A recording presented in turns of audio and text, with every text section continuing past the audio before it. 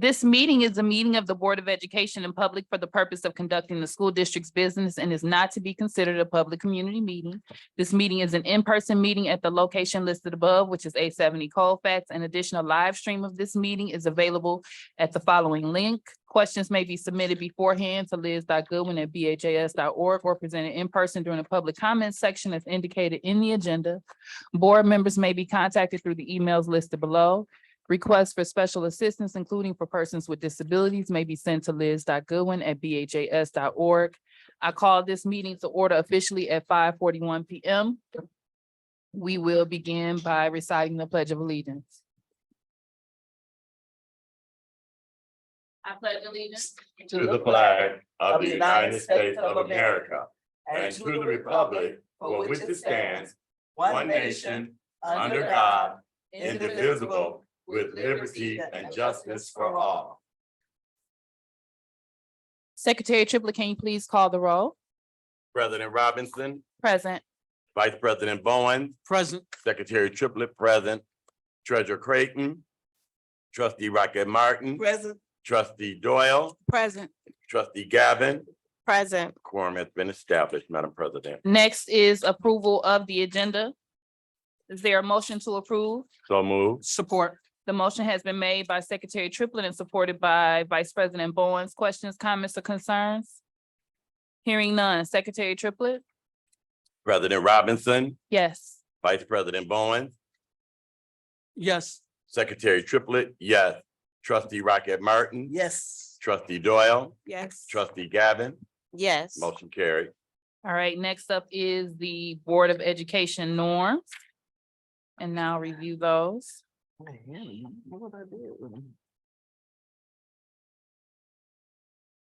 The Board of Education norms for Benton Harbor area schools.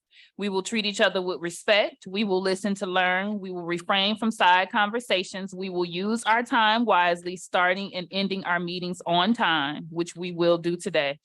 We will challenge ideas, not people. We will ask questions when in doubt. There will be no surprises at the board table. We will practice the 7 norms of collaboration. Those are pausing, paraphrasing, posing questions, putting ideas on the table, providing data, paying attention to self and others, and presuming positive intentions. Next on the agenda, we have public comment on agenda items. Is there anyone that is here to make a public comment on agenda items? Hearing none, we'll proceed with the agenda. Next up, we have approval of meeting minutes. The meeting minutes for approval are regular meeting 6/13/2023, closed session meeting 6/13/23/1, closed session meeting 6/13/23/2, special session 6/27/2023, closed session 6/27/2023, special session for 6/29, which was at 5:30, special session 6:30 on 6/29, and then the closed session from 6/29/2023. So we've had quite an adventurous June, but we got a lot of accomplished. Is there a motion to approve the minutes? So moved. A second. The motion has been made by Secretary Triplett and supported by Trustee Rocket Martin. Questions, comments, and concerns? Hearing none. Secretary, President Robinson, I had a question. you ma'am. have the floor. Thank you so much. I have a concern about the meeting minutes from June 27th, 2023, under the public comments section. It indicates that Emma Kennard's comments were concerned about children in classrooms. Her comments were also about a complaint against her treatment from a board member. I think that needs to be noted. And also on the same meeting minutes, it indicates that Trustee Doyle was not present for a vote about whether or not the boiler situation was an emergency. It indicates that all members voted no except me. But I believe she was here. Not sure. I'm just wondering if there's a way to review the footage just to get verification on that one. And then also it doesn't, I don't know if this is just a norm, but it's very, very general about our comments at the end as well. Okay, so what I would ask is that we take some time to, we'll remove the special session for 6/27/2023 to allow review in the notations regarding Ms. Emma Kennard's comment regarding a board member Doyle's vote on the boilers. And then you also indicated comments for board members Yes, are general. yes, ma'am. Okay, so what I'm asking at this time is we're gonna allow additional time for us to review those minutes. Is there a motion to approve the minutes excluding special session 6/27/2023? So moved. Is there a second or support? Second. The motion has been made by trustee Rocket Martin and, I'm sorry, by Secretary Triplett and supported by trustee Rocket Martin. Any additional questions, comments, or concerns? No. Hearing none, Secretary Triplett, can you please call the vote? Again, this is for regular meeting 6/13, closed session meeting 6/13, 1 and 2, closed session 6/27/2023, special session 6/29/23, special session that was at 6:30 for 6/29/2023, and closed session 6/29/2023. Secretary Triplett, President Robinson, yes. Vice President Bowen, Yes. Secretary Triplett, yes. Trustee Rocket Martin. Yes. Trustee Doyle, Yes. trustee Gavin, Yes, motion carried. All right, next up, we have board business. Reminder that protocol as of 9/13/2022, all comments will be limited to 2 minutes per trustee per topic. We do not have as hearty of an agenda as we normally do, so we should be able to get through pretty swiftly. For human resources, I'll be giving the update on behalf of the Human Resources Committee. Treasurer Creighton is not present. Is there, would either trustee Doyle or Rocket Martin be prepared to present the Finance Yeah. Committee? We haven't met. We meet. You haven't met just yet. There was Not no meeting since. I mean, she gave the last one, Okay, That so we we had. have no update. right? We have no Okay. updates.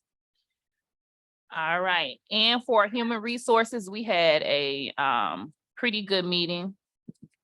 Our meeting was June 28th at 4:30. Present were Vice President Bowens, myself, trustee Rocket Martin, Dr. Butts, and Mr. McDermott. We discussed our new hires and transfers, what we're anticipating, and you all will see later on your agenda.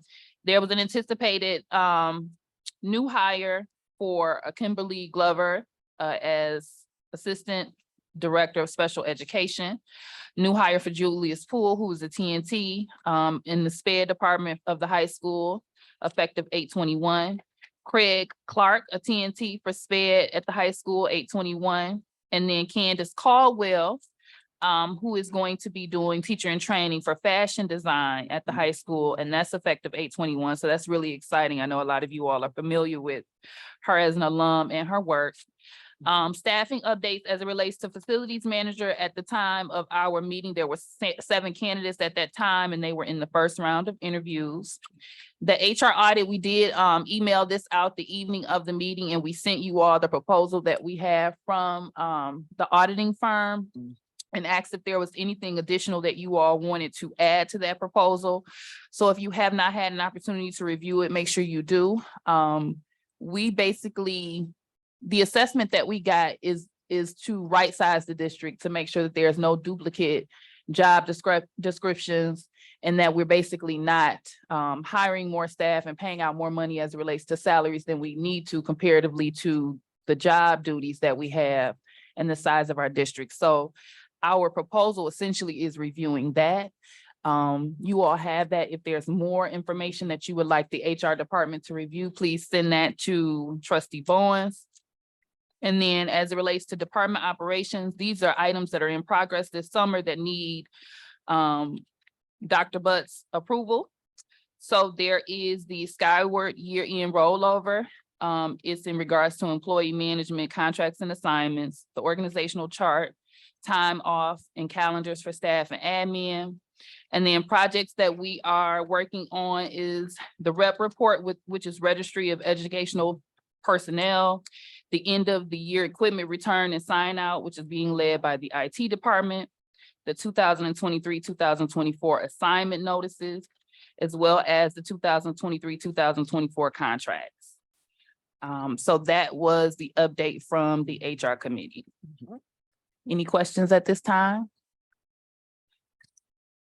All right, we want to make sure we get everyone's input on the audit. I think it was initially requested by Treasurer Creighton and supported by the full board. She gave us the information that she was specifically wanting, which was looking at our positions to right size the district, but we do want you all to give us feedback. Trustee Gavin? Thank you, President Robinson. And I'm not sure if this needs to go through the policy committee or the HR committee first. I would love to hear from that group. I'm wondering, about our whistleblower policies. Do we have a safe way for staff to be able to connect with the board? I know people feel like it's inappropriate and things of that nature, but in some instances, staff do need to be able to have a safe way to speak about their concerns. And so I'm real interested in knowing, what the HR committee's recommendations are for that. And I'm interested in us kind of reviewing that policy as well. We want to do it intact, but we also want to create a safe culture. So I for don't know. staff. I don't know. Thank you for bringing up their recommendation. I do not know the policy number exactly, but I know that there is policy that specifically states that communication from the staff should go through the superintendent to the board. However, there is a chain of command or hierarchy or systems in place so that if a complaint has been filed, for example, and that person feels as though it's not being mediated by their supervisor, then it just essentially follows the chain up.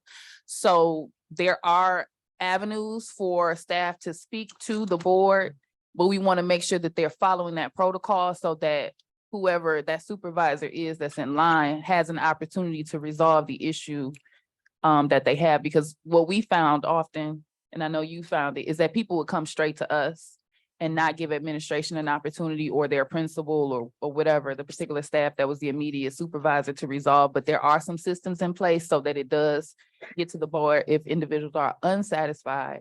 But the HR committee and policy can review that mutually.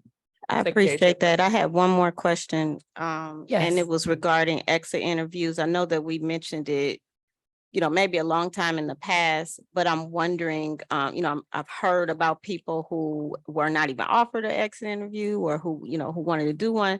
And so that's not confirmed, but I'm wondering if it's possible when we receive our staff reports and there is someone who's leaving, if there could be what do we need to do to have a column as to whether or not they agree to have an exit fix. interview or not.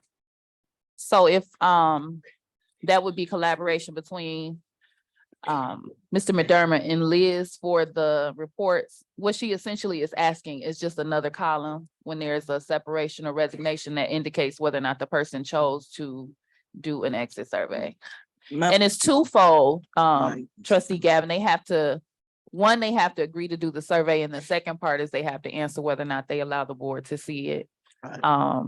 But yeah, we can definitely check into that system. Secretary Triplett Thank you so had a much. comment, and I believe it was regarding the protocol for staff, and then we'll go to Trustee Rocket Martin. Yeah, in the training and what have you, and this is something that has become very concerning to me because there is a protocol that is established. As if people come to us with complaints from the public, employees, or anybody, it is the board's responsibility to make sure that they go back to that particular person that they have a complaint about. If they've already done that, then the board's responsibility is to send them to the superintendent. Once they go to the superintendent and they're not satisfied, then it comes to the board. So there are steps. And I think, one thing that I have that has been very, very concerning to me is how people just randomly, employees just randomly come to this microphone and say things to me that's unprofessional and is not following any of our guidelines. Because when there are policies, there are protocols, and there are procedures.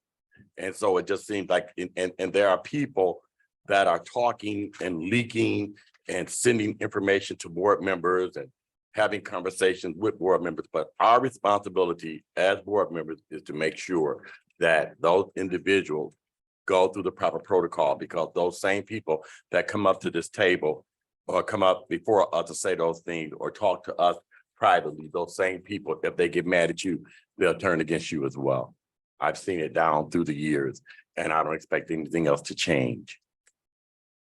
And just to piggyback off of that, it's important to have a paper trail as well. Most definitely. And often conversations to us might just be over the phone or stop you at the store or something of that effect, but it's very important for the concern or complaint to actually be documented so we can follow that chain up. So it's actually benefiting a person that has a concern. And I understand the whistleblower piece of it, and people might be concerned about making a complaint, but we do have protections in place. And then we'll go to Trustee Raquel Martin. Yeah, you kind of answered the question. I was just going to answer that too for a question about sharing the exit interviews.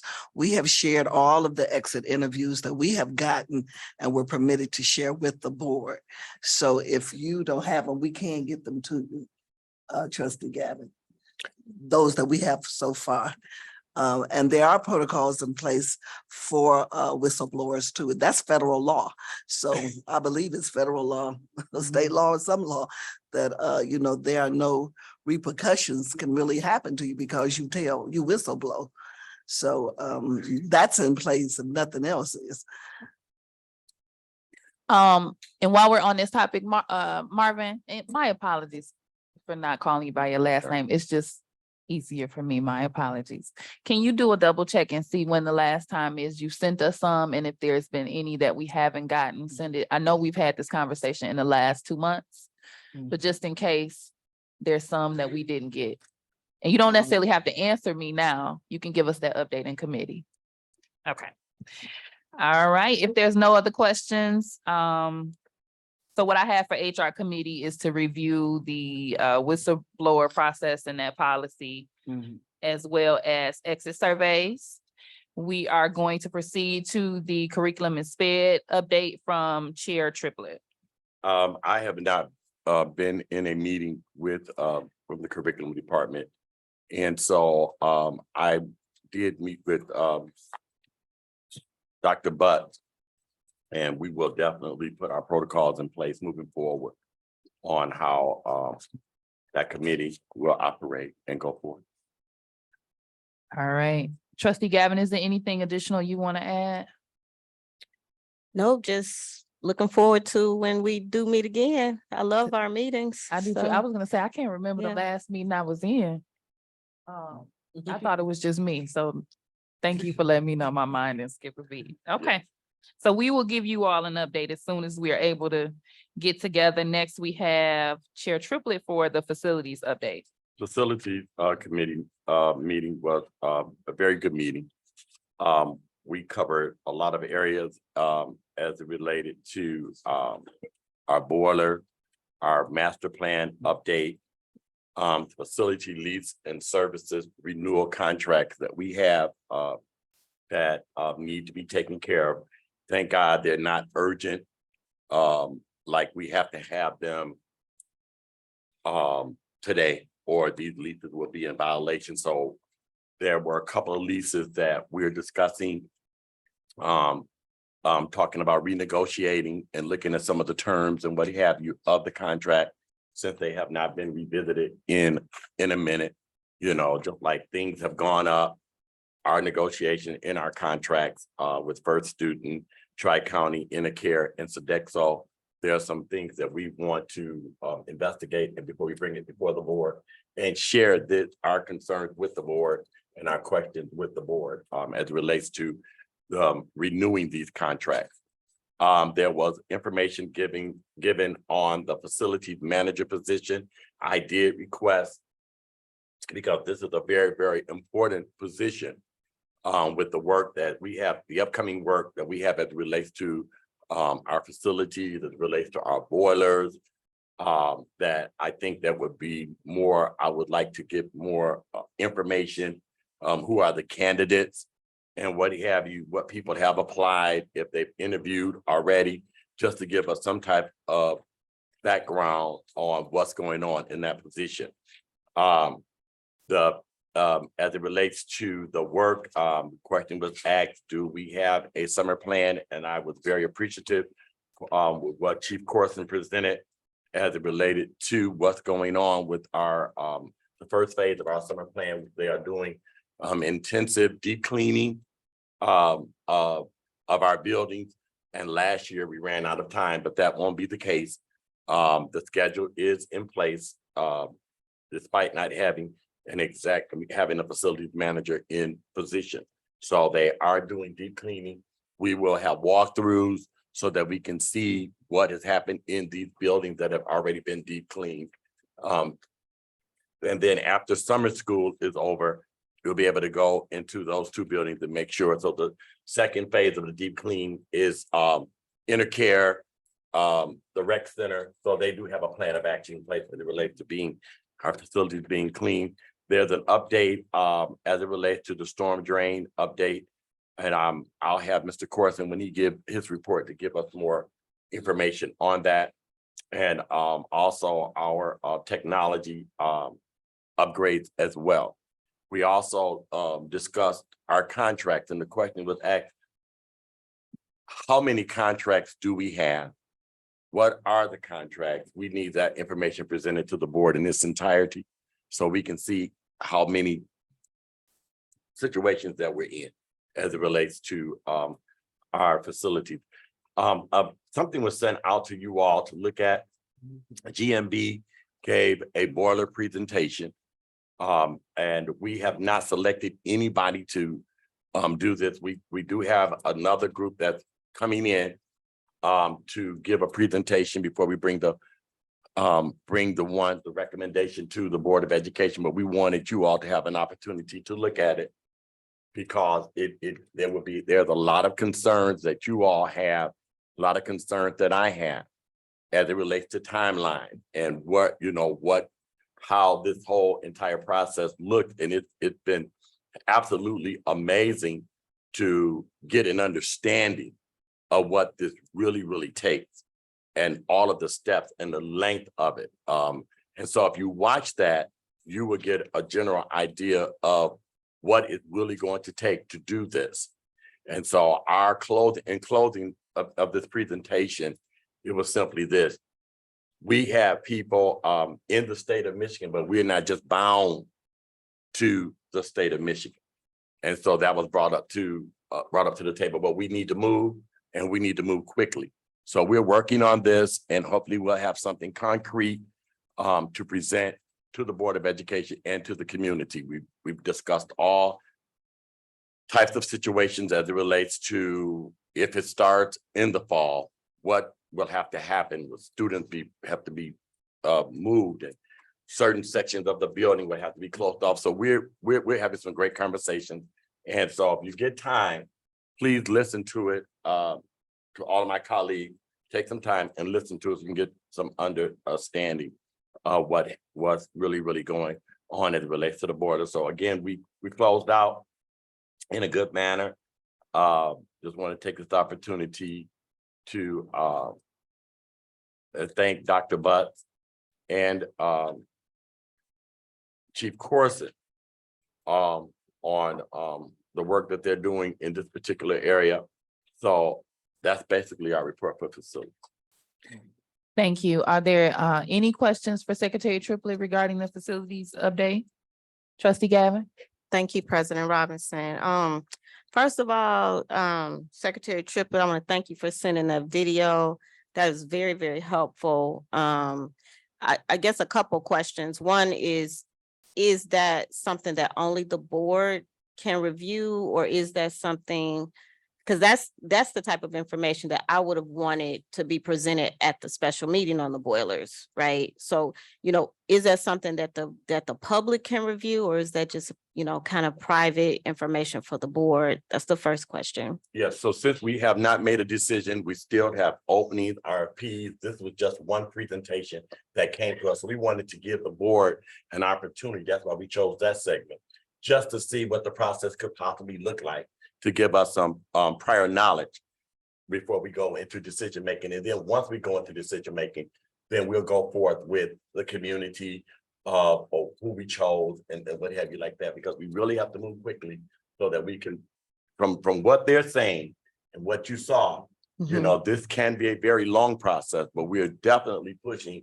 to expedite. And also at the same time, because we can chew gum and walk at the same time, we can also have a contingency plan in place where we're looking for people that will be able to service our boilers, that are current boilers, if they're old and what have you, trying to find somebody somewhere can do some of that work and help us. So we're still looking at it and with that goal in mind. So it's to answer the question, this was just for the board this particular time to give you all the information that we saw.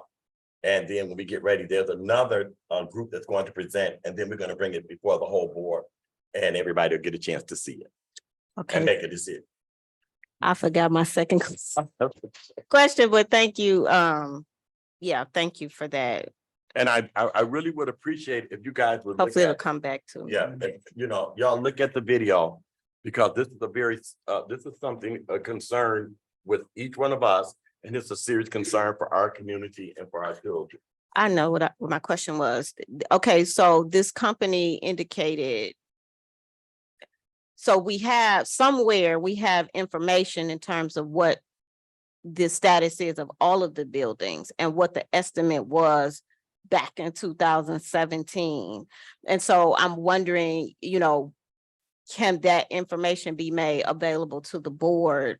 What those documents that they were referring to, those estimates that they were referring to at that time. I know it's not the same cost, but just to have an indicator of these are the buildings and this was their estimate of what was going on in each of those buildings. That was a concern, not a concern, but that was a question that came to the table also, because we've had, as we go forward and we in our various committees, we're constantly hearing, this survey was done, this group came in, this group does this group did that, and this group did this. And so when we get ready to pull this information is not available. It has not been available to our current superintendent and current administration. So like in 2017, whoever the superintendent was, those documents, the CFO was gone, so when people left and the way in which they left, unfortunately, sometimes those type of things were not, the transition was not as smooth as we would have liked. And so we have to put systems in place as well, because those documents and those things are our property. It's not individual property. Those things belong to the school district. And so we will definitely, that was something that was, brought up in the conversation. We will look and see if we have those estimates of what they did as they went through. This is like the second or third company in different areas and what have you that said, well, in 2017, we came in 2015, but we got to find those documents. Last question. I'm wondering if, because they did it, if they could provide that to us, and then also if they can provide a written, I know it's a video, it's like an hour long, if they could provide a written timeline. I don't know if that's something they do, but that would be real helpful if they could provide a written timeline of the phases of the work as well. Okay, yeah, but we didn't want to go that deep with them because we haven't identified anybody. There'll be other companies that's coming in to present. So that was one of our concerns. If we put this and gave this to the Board of Education, for the Board of Education to see. Just as a basis of comparison for visual learners. Yeah, so, okay, so Chief Corson, if you can, in 2017, they said that there was some information, they may have a copy of the information that was done. Could you please check with them and see if that stuff is readily available if we don't have it in our record? Most definitely. Thank you so much. Thank you. And I just want to add, I like the idea of a visual timeline. I know that was helpful for us with my employment in comparing consultants, being able to look at how, you know, like you said, they're walking us through in the video, but it's a lot easier to compare apples to oranges when you see it visually. So they might be able to do that for us. I like that idea. Yep, and that, Thank you. again, Madam President, that was discussed, but we did not want to go that Too deep far, into it right. because we Understood. still have not identified anyone.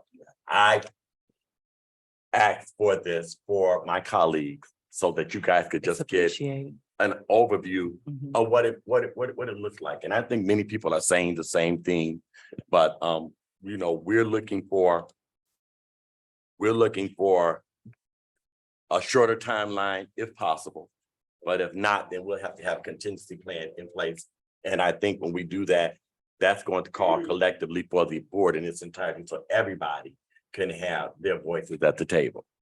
So thank you. Thank you. I just want to thank you for giving us your update today and for also giving an update on the boilers. I think it's imperative that the full board as well as the public realize how hard it is that you all are working, not just on boilers, but other facility needs, especially now that we're in transition with our facilities director. So I just want to thank you as chair as well as your committee for the work that you're doing. It is not going unnoticed or in vain. Thank you, Madam President. All right, and to next my up, colleagues. we have Thank our you. policy committee update from Chair Gavin. Thank you, President Robinson. I was having some technical difficulties with my computer, so I do apologize. The notes are available. They're running notes. So if you had previous links, it's the exact same link. Will take you to our updated policy committee notes. Everybody was present at that meeting. Secretary Triplett, Trustee Rocket Martin, myself, and Dr. Butts. What we discussed was a bylaw recommendations worksheet draft, and I was hoping to get this to you all sooner. Please accept my apologies. It's ready for you all to take a look at. There's a link in the committee notes. And basically, if there's any bylaws that we are looking to review and make recommendations for changes, it's a spreadsheet that allows you to look at the bylaw, review the concerns that me or anybody else has for that particular bylaw. And then there is a column with your name in which you can identify any concerns, recommended actions, changes, anything that you want to put in that column for us to consider in the policy committee before we make our final recommendation to the board. And that's how we're looking to do this. It will give everybody an opportunity to have their voices heard there. There's also a column for staff and or stakeholder concerns and considerations. So if those folks want to chime in with ideas or concerns as well, there's a column there. And then once the policy committee goes over everybody's thoughts and ideas, we have a healthy debate about the issue, we will then issue our final recommended action for that particular policy. And we're hoping that, you know, this is a way that the board can feel, and there's a section, of course, for Dr. Butts as well, because we want to have the superintendent's input on all of our policy recommendation. So that sheet is available. The policy committee approved it. And so it's available for you all to take a look at it. The policies that we're going to be looking at, we talked about the grade change policy and what are the administrative guidelines for that? What is the current process?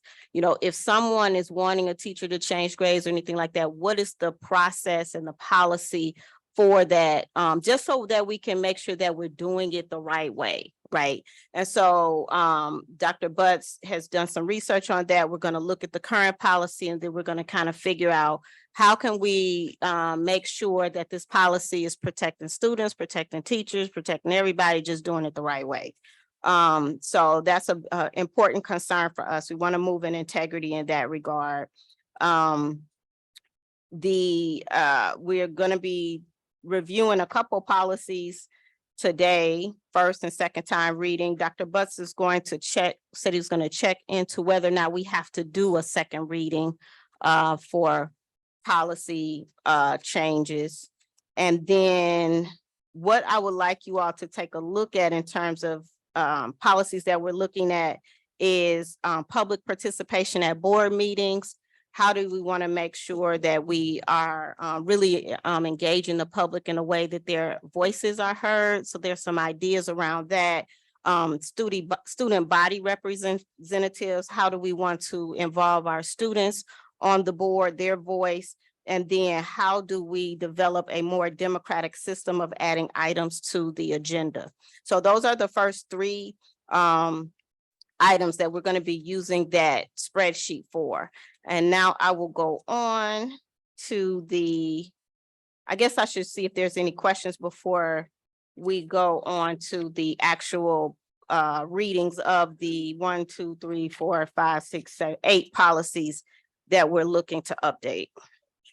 Yes, sir. And if there's anyone else in the committee, of course, please. And we did find out there are policies. There a lot of the things and questions that we have, and I think that it's imperative that we, our binders are huge, but we have to start looking at these policies and what have you, and stop being transactional and make ourselves aware, because we did find out that we do have a grading policy, but did we follow it? Are we following it? And is everybody included? When we talk about the teacher having the authority, you just can't force a teacher to change a student's grade.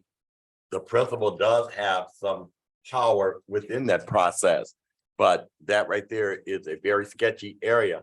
But we do have a policy in place as it relates to our grading, grade changes and what have you. So we need to look at it, because we had a great discussion.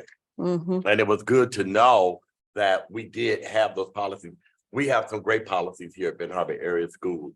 Some of them are being updated, and they're not antiquated anymore. Neola has been working with previous boards, so they're pretty current. So I just wanted to put that out there as well.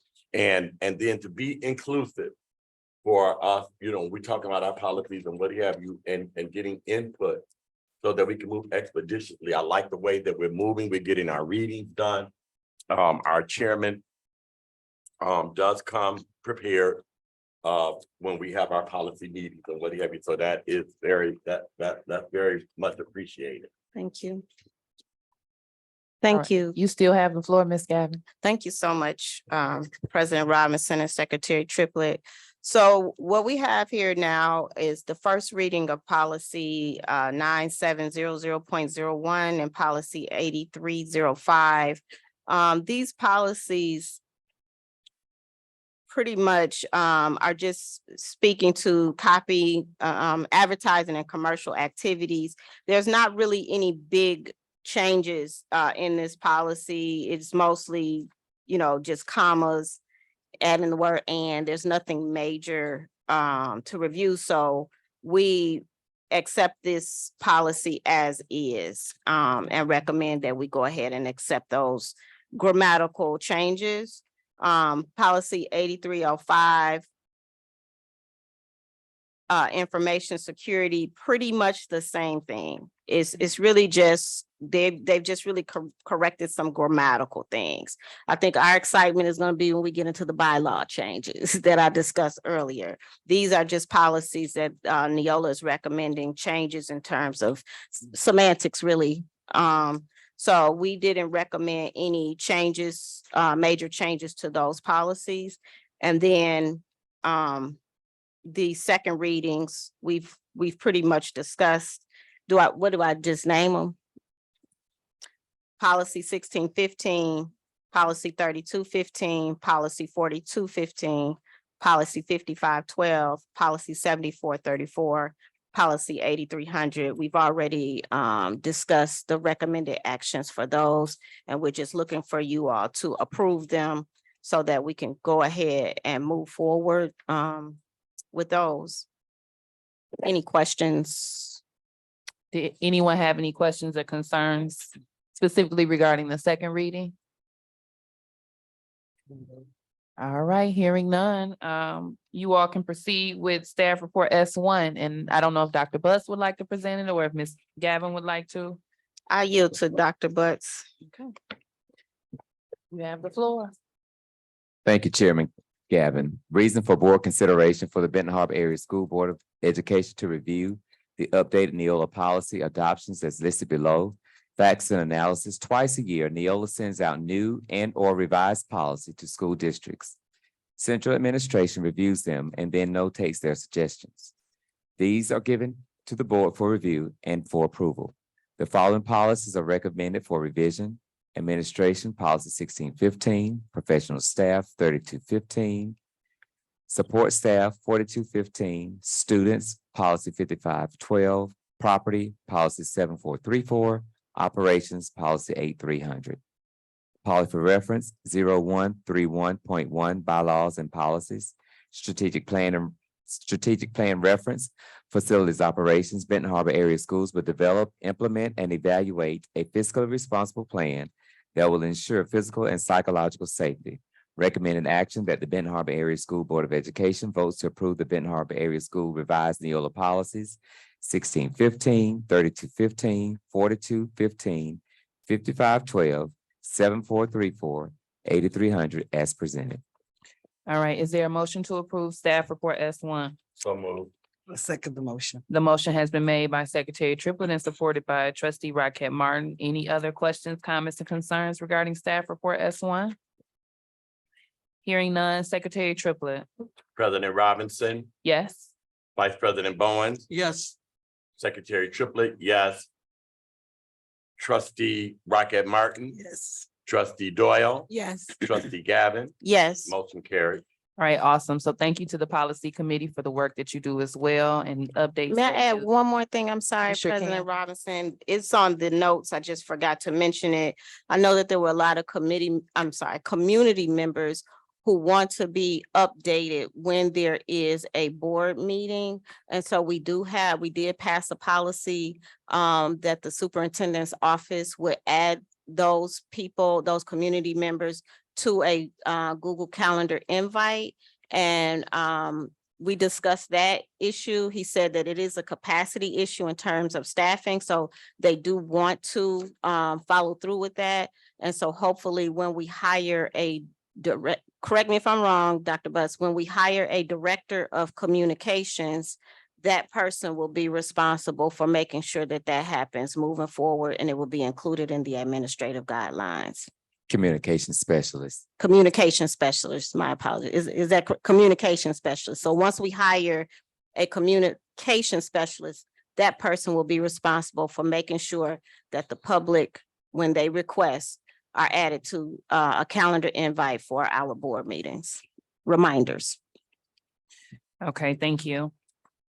All right, so we're moving pretty swiftly. It's 6:24.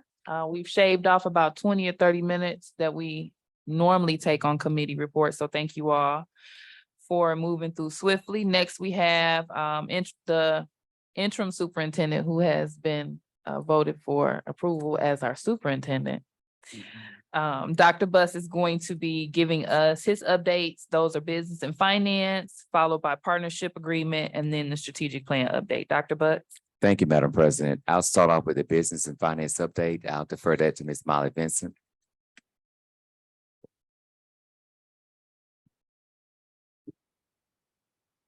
Hi. No, Is it on? I don't think I was on. No? Is it any It's on, better? but I don't Much know why. better. A little bit better. Go ahead. Okay. This is gonna be a short update today. Most of our committee meeting was around the budget. So in the special meeting on the 29th, we went over most of that information that was discussed. What is in front of you is the May financials. As we know, we are approaching the end of our fiscal year, actually just passed it as of 6:30. So this was information that was presented prior to having the budget revision that was updated at the last meeting. So what we're doing here is we're looking at the interim statements through March. Where we were is we are about 109% above where we had originally budgeted our revenues for this year. And also we were about 72% of expenses, where we would anticipated it being a 91% at that point in this school year. We have updated our budget with the resolution that you had passed in the previous month. And another important item to note on these is that we had a large receivable on our balance sheet that decreased by 50% from the March statements that were presented, due to us being able to pull down the funds that we had earned from the state and having a process in place in which we're regularly pulling those funds down. It's something that the business office has really worked hard on to make sure that we can keep cash flows sufficient for the district. And we're looking forward to having final financials, hopefully later in the fall. And you can see those updates and changes. Thank you. I have one request. If Molly's gonna be giving us the updates regularly, I'd like to see her name on the agenda. Yes, ma'am. And then the question that I had before I go to questions from the table, I know that we've been trying to keep the ball rolling from our previous administration, make sure we know exactly what we have in our financials. We've just passed the updated budget for last year and the new budget for this year.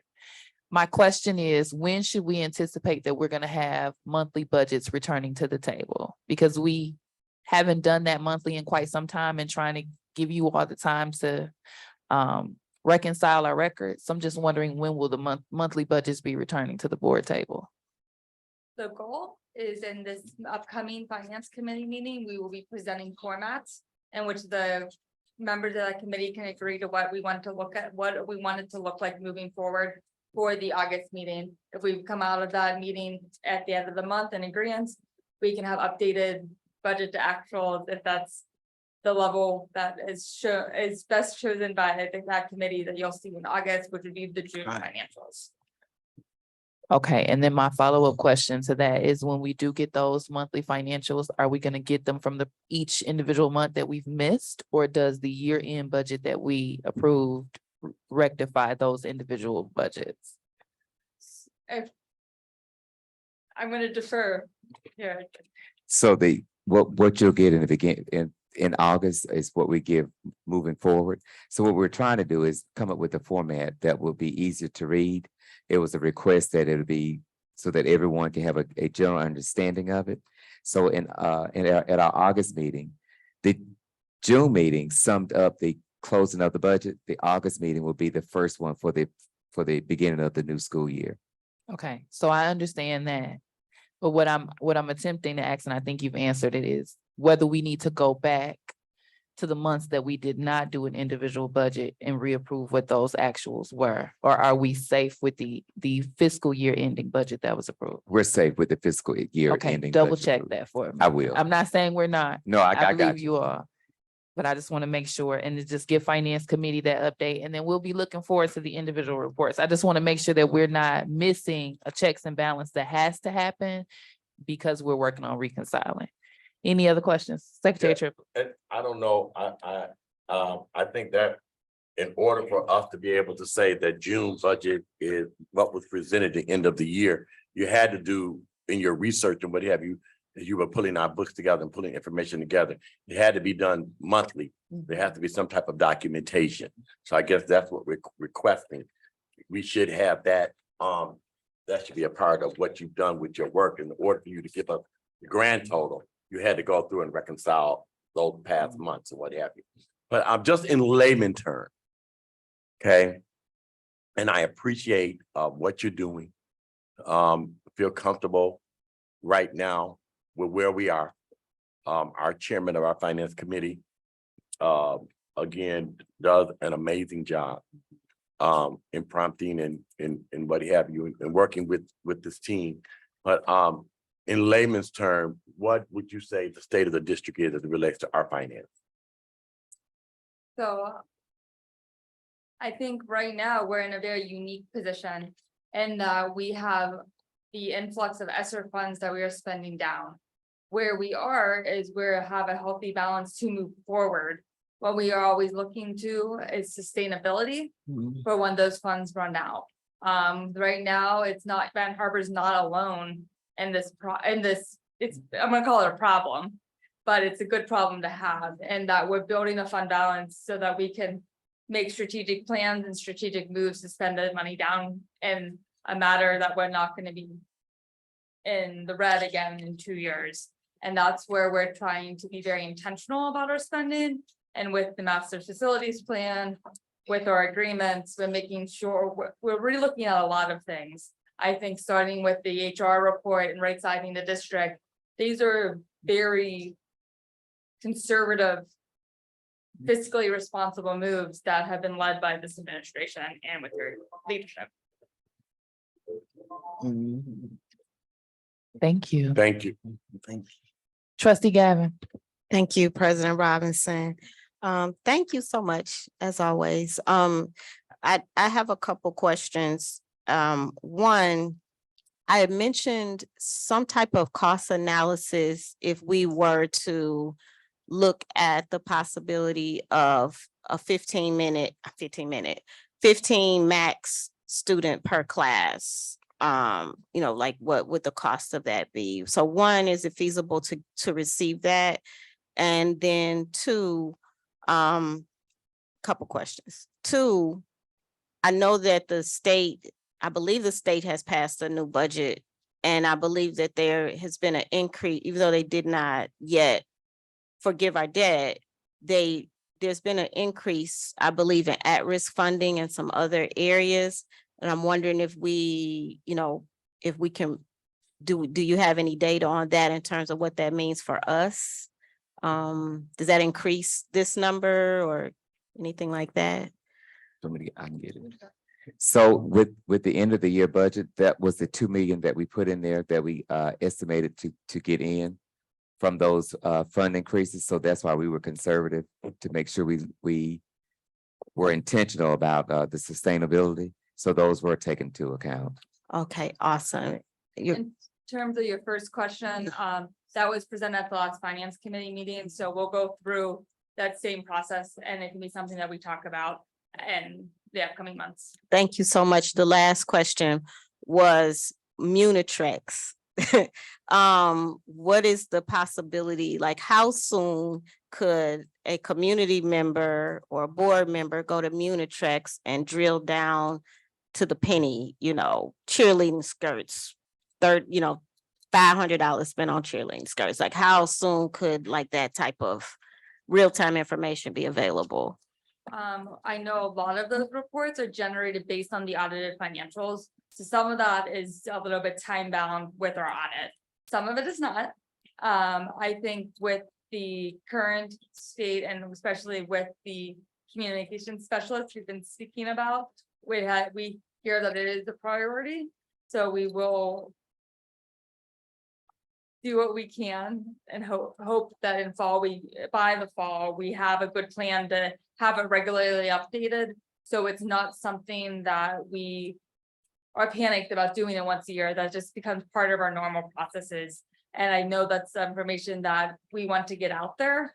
And we hear you. I know we did a big push in March or February to get a bunch of that information updated. But it is time that we need to look again at the information that isn't updated annually, but updating more on a monthly basis to make sure that we have it on a normalized schedule to have those updates done. Thank you so much. So possibly fall. Possibly. Okay, good That's deal. a date I feel comfortable with. Thank you so much. Any other questions? All right, hearing none. Thank you so much. And I'm gonna make sure you're on the agenda. You have the floor, Dr. Butt. Thank you, Madam President. For the partnership agreement, We did have a meeting this morning with our MDE partners, along with with our RISA and our internal stakeholders. I want to thank Secretary Triplett for attending this morning as well. It was a quick update on the items that we had to make sure that we got uploaded, which were our district and school improvement plans, which are the MyKIPs. We went over again the strategies we plan to employ as we go through the partnership agreement. We also spoke about the financial assistance that we've already received from the state, from the 21H funds that we've already spent under the partnership agreement to some of the initiatives that we have moving forward. And we've set some prior dates, some future dates, pardon me, for continuing to meet and continuing to discuss as we move forward. Thank you. Any questions specifically regarding the partnership update? I know that according to my calendar, the next meeting is Thursday, July 27th. Yes, ma'am. At 10 a.m. I have one that says via Teams and one in person. I don't know which one is. So you should have got a new invitation. That one should be in Teams. In Teams. Okay, I have both. So that meeting is Thursday, July 27th at 10 a.m. If anyone would like to attend, you just want to make sure you let Dr. Bus know so we can make sure it's not too many of us there. But you guys know how I lead. You guys can take my seat if you like. I think each of us are just as powerful as the next, and I want to make sure everyone is fully involved in this process. So I do plan to be there, but if you would like to attend, let Dr. Bus know so we can make sure we're not over our quorum as a board. Any questions for Dr. Butts? All right. Yeah, I had a question. You have the floor. Was there any requirement, I guess, do we have any data that we have to present in terms of benchmarks? Were we supposed to meet a certain percentage of improvement, and what is our status in that regard? As far as benchmarks, we have an 18-month period. We will look at where we are. So there's not a specified number at the 18-month. We will look at to see if we've made improvements based on the data that we have at that point.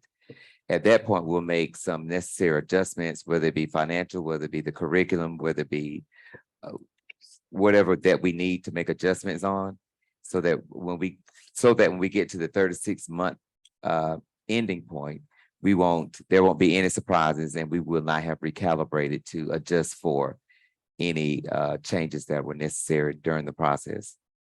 So in layman's terms, we didn't have to turn in any homework. Right, you're correct. Okay, thank you.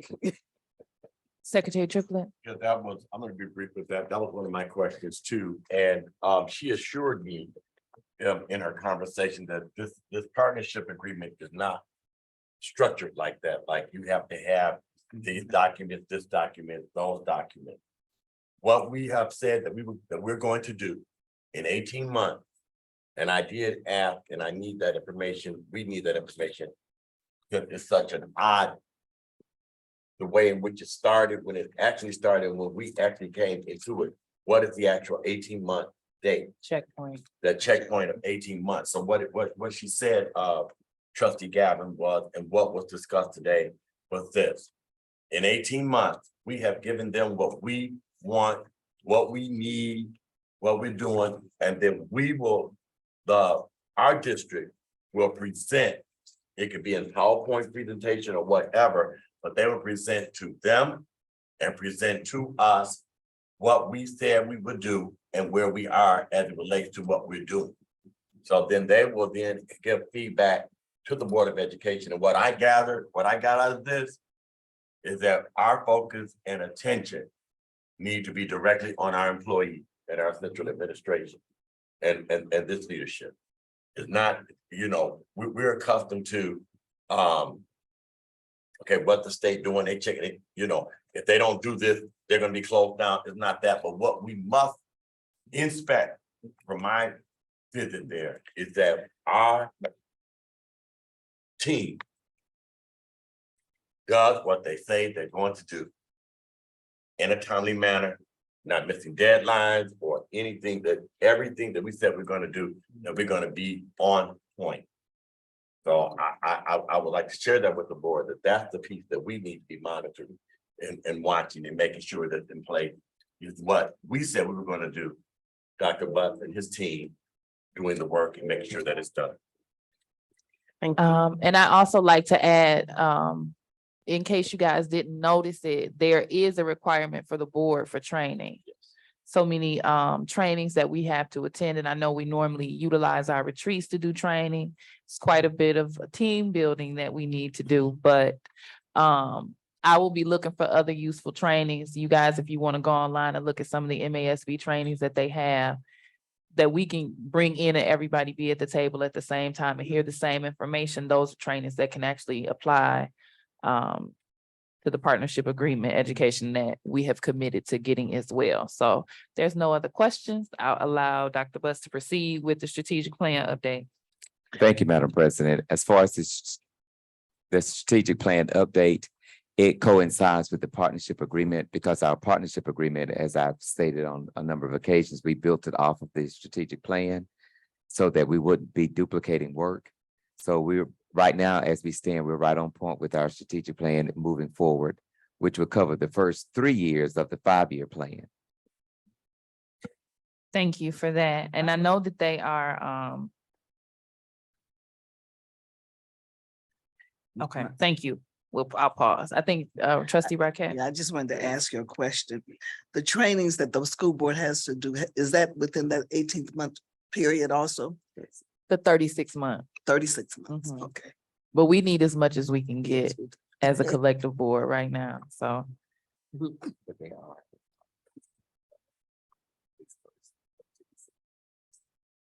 what Dr. Butts indicated is there are some that are required prior to December for this fiscal period. So we'll make Okay, sure so we get those in. Okay. Okay, any other questions for Dr. Butts? I'm wondering. Trustee Gavin? President Robinson, I'm wondering if Munitrex training would qualify for any of these training. I can check into that. Thank you. All right, next week. So thank you so much for your updates, Dr. Butts. We are moving this right along. The comment that I chose to pause on, I am gonna say, because I've decided I'm not gonna bite my tongue anymore at this board table. All I wanted to say was I know that they are aligned, but I want to make sure one thing that was important to me for the strategic plan is that we had some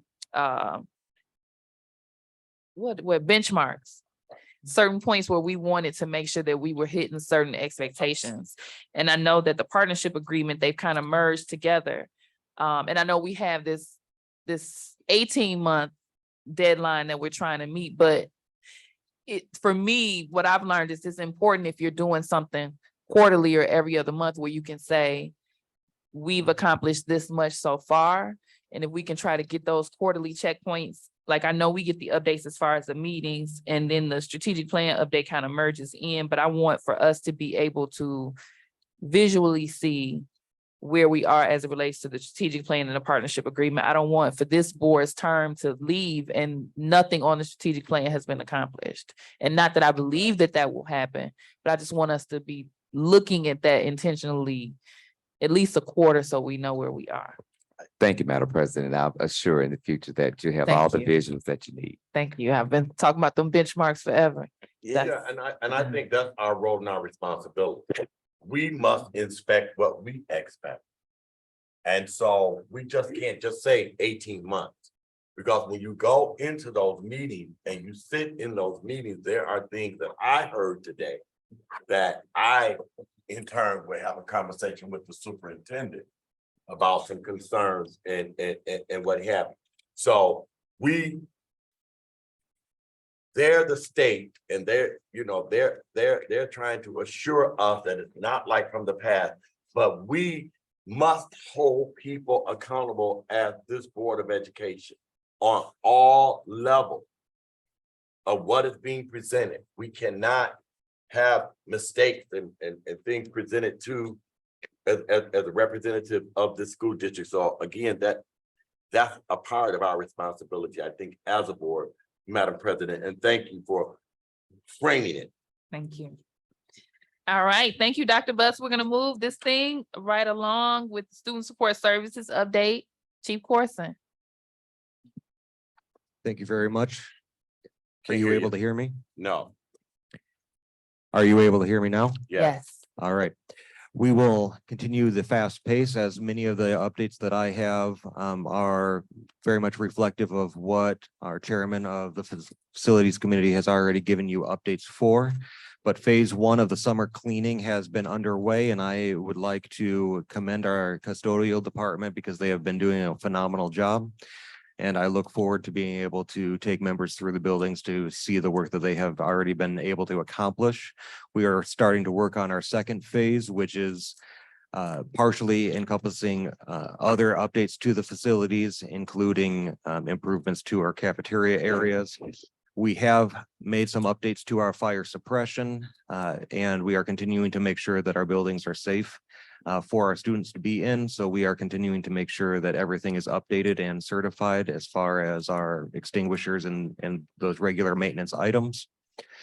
The high school drainage system that Secretary Triplett had made reference to has completed its current scope of work, and in the process, we uncovered additional problems to that. So we are now working on a new scope of work that is going to remove the roots and remaining damage from the work that has been completed and clearing out underneath the building to the actual road to make sure that we continue to have a strong drainage that should not have any backlogs anymore. We continue to work with the boiler project and for the master's facilities plan, and I am proud of the work that we have done, despite the fact that we need to do a lot more work going forward. But I am encouraged that we have two groups that we're going to continue to hear from as far as master facilities planning, and those will be happening within the next week. And then an update for the technology project is that the Promethean boards, a majority of them have already arrived and they are currently being installed.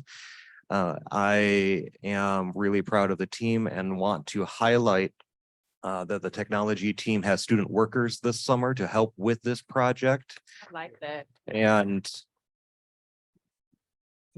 I think that is vital to emphasize because it gives them work very similar to a CTE program in which they are getting hands-on training in what it would actually be like to work in a school district on a technology team, integrating technology over the summer, and they get compensated while they're doing that. So I am proud of that effort and work, and we are currently on track and on pace with that project as well.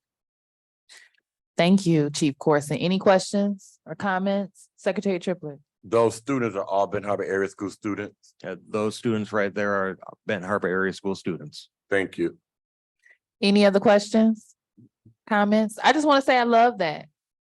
And I got a chance to check out the boards in Dr. Butt's office, I think the last meeting, right before the meeting, and I think they're phenomenal.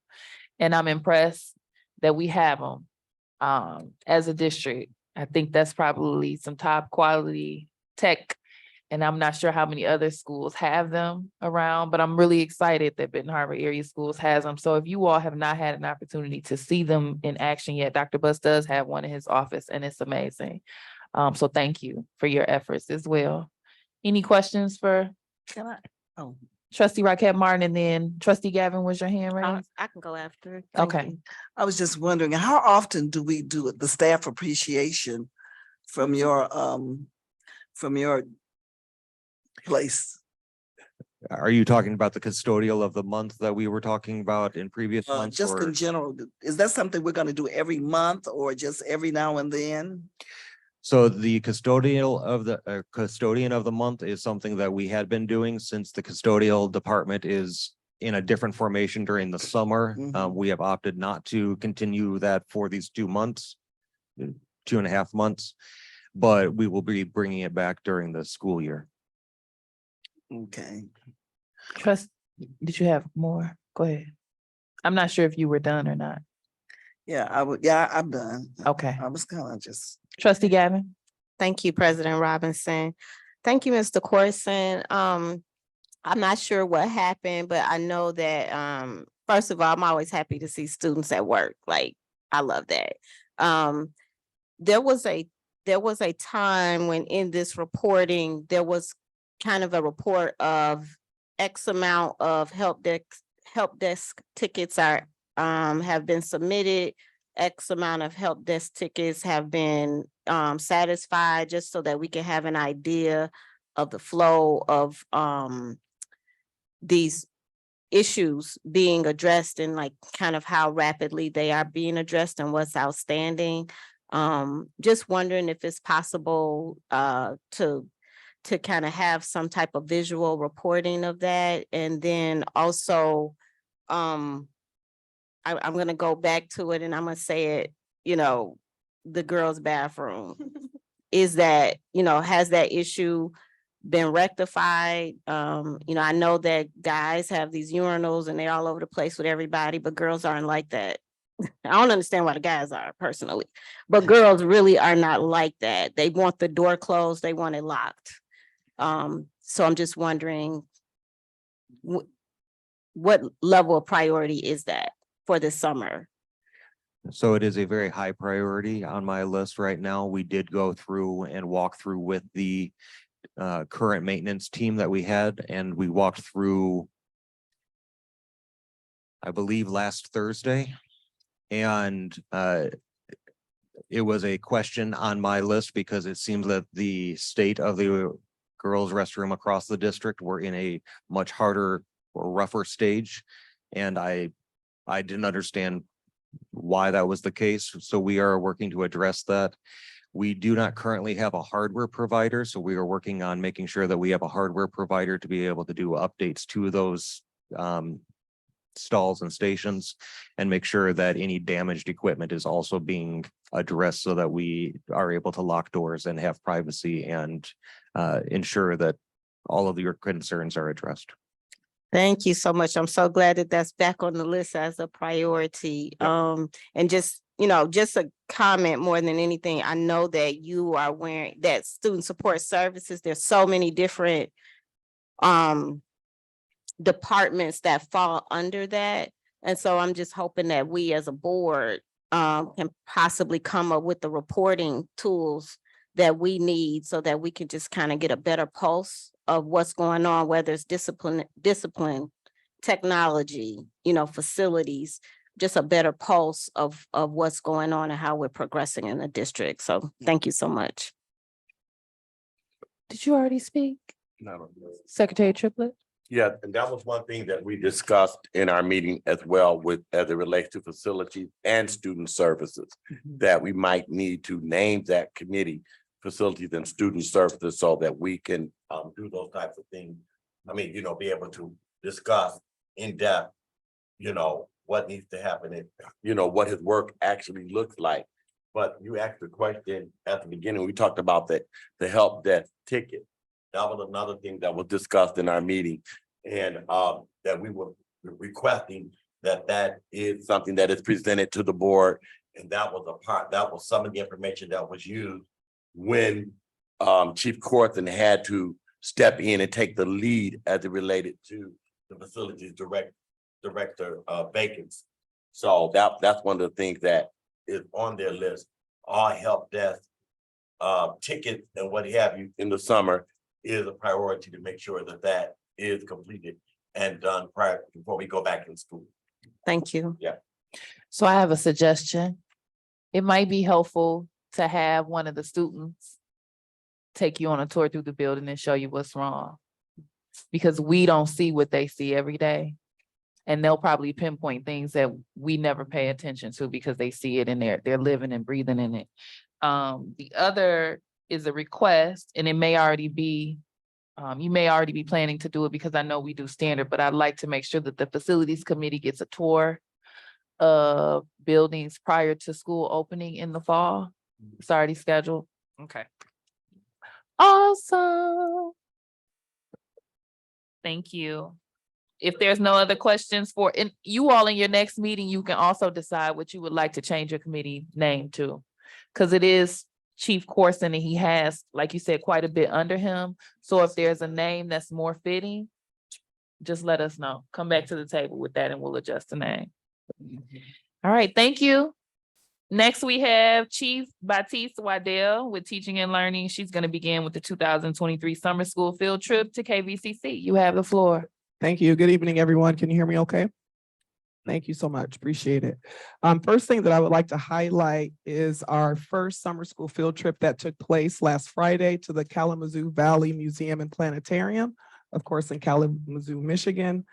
Super excited that our enrollment for this year's summer program is a little over 50% more enrolled this year than we did last year.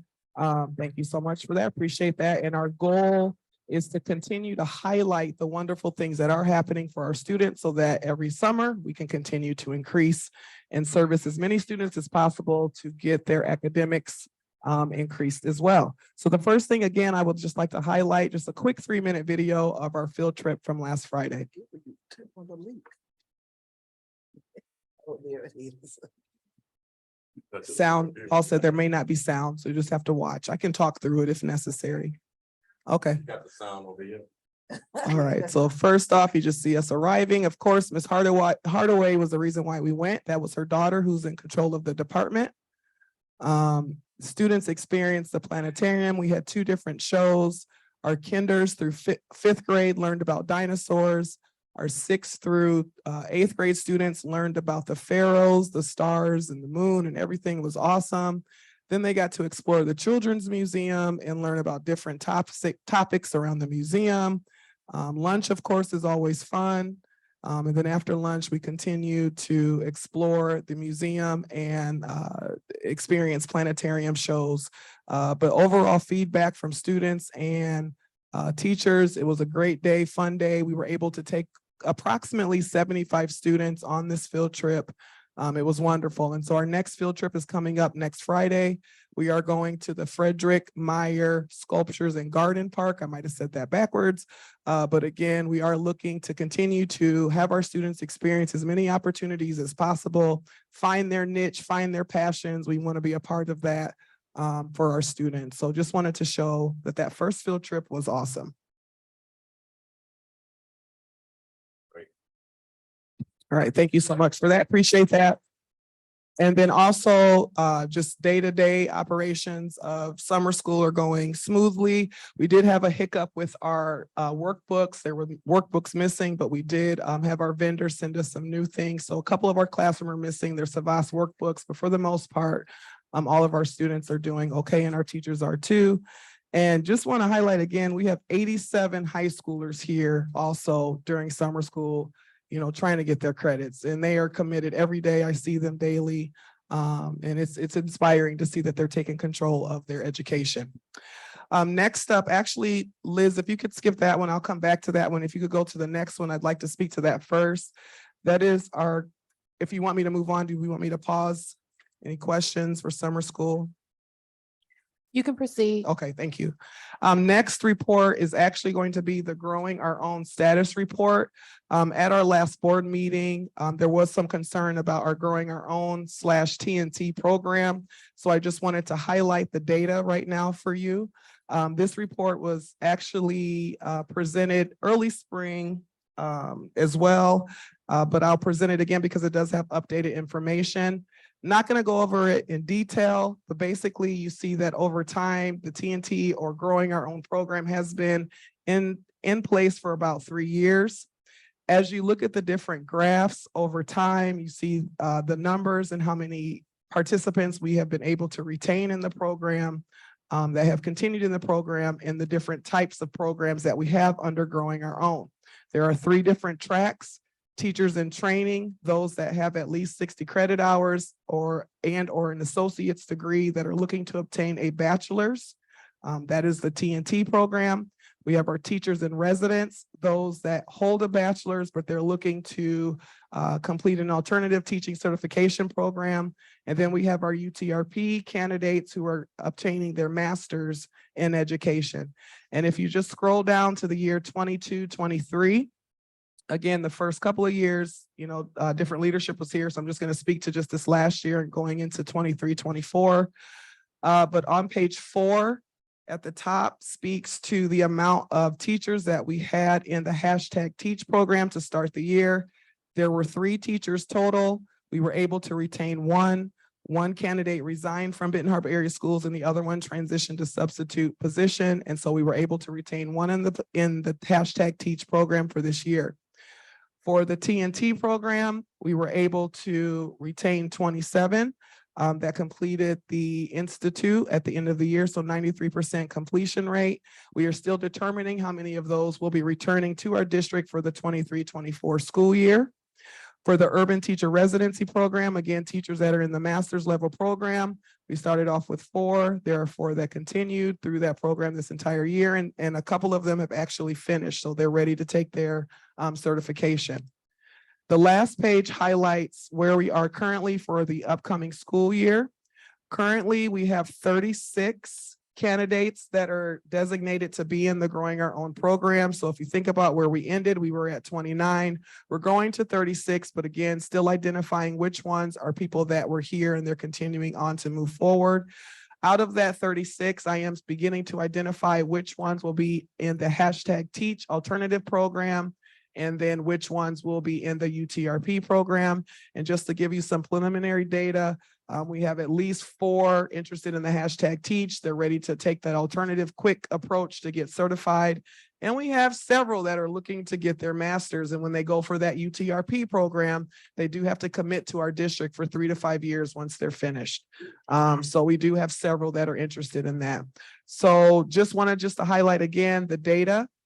We have retained lots of our TNTs. They are looking forward to coming back. Many of them are being placed in leadership roles within their building, and they're excited to continue to help the district as much as they can. Your question. No, I was looking at the last part of it, and I was just asking who was Shelton Nelson? Yeah, so I have both comments that were left from Dr. Shelton when she was here, because again, the program started under her. So if you go back to the very first page, it started in 2019. So that first set of data is her reflection on the program from then. And then you'll start to see my reflection next. And now we're into the next 2 school years. So that's why that information is there. I just still wanted to highlight what she was saying at that time. Okay. Thank you. We went over this data in our HR committee meeting maybe 2 months or so. I believe you came in and presented it to us. Was it you? I think you came in the meeting, or did you do it, Marvin? You presented it. Can you put this on the agenda for curriculum? If Yes. Secretary Triplett is okay with that?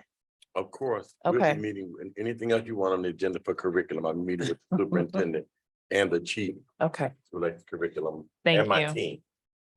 I just wanna, I asked for it to be placed on HR because it's 3 different programs. And I said this then. I am not capable, and I'll be honest, I am not capable of verbalizing the difference between the programs if someone in the community was to ask me. And so I just want to make sure that I have a full understanding of the difference. And you all did a good job the first time, but I think if I get one more refresher, if we can have one more curriculum update, that way I'll be able to break it down. Gotcha. What is what, and then be able to be more knowledgeable about the questions to ask, because I have a greater understanding of the 3 programs. Got it. Vice President Bowen. One thing I would recommend, back in 2019 or 2017, Andrews University, at that time, it was a previous president, Dr. Luxton, I'm probably pronouncing her name wrong.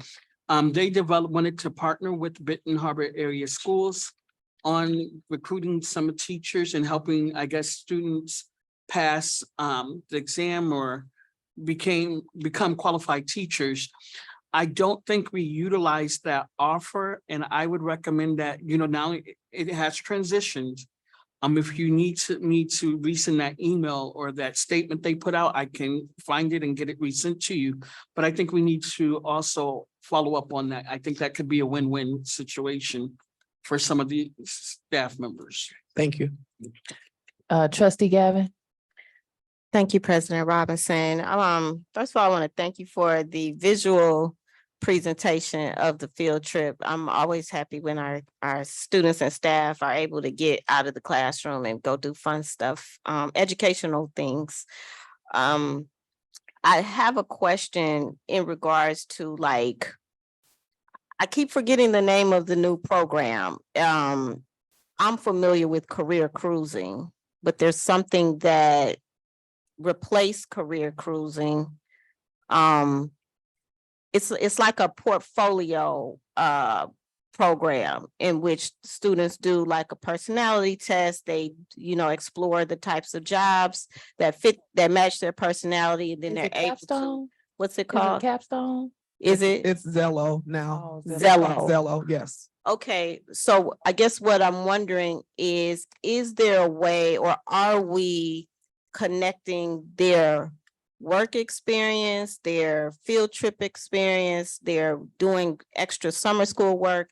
Are we connecting those experiences to Zello, right? So that they can see those connections to, or can we? If we're not, that's fine, but can we, is that something that this department is interested in, connecting those experiences to Zello? I got it. I'll take a look at that. I'm sorry, I didn't hear you. I say, yes, I wrote that down. I'll look into that. Okay, A way thank to connect Zello to their experiences. Correct. Yes. Okay. Yep. Thank you so much. I think that'll just kind of take it to the next level for them.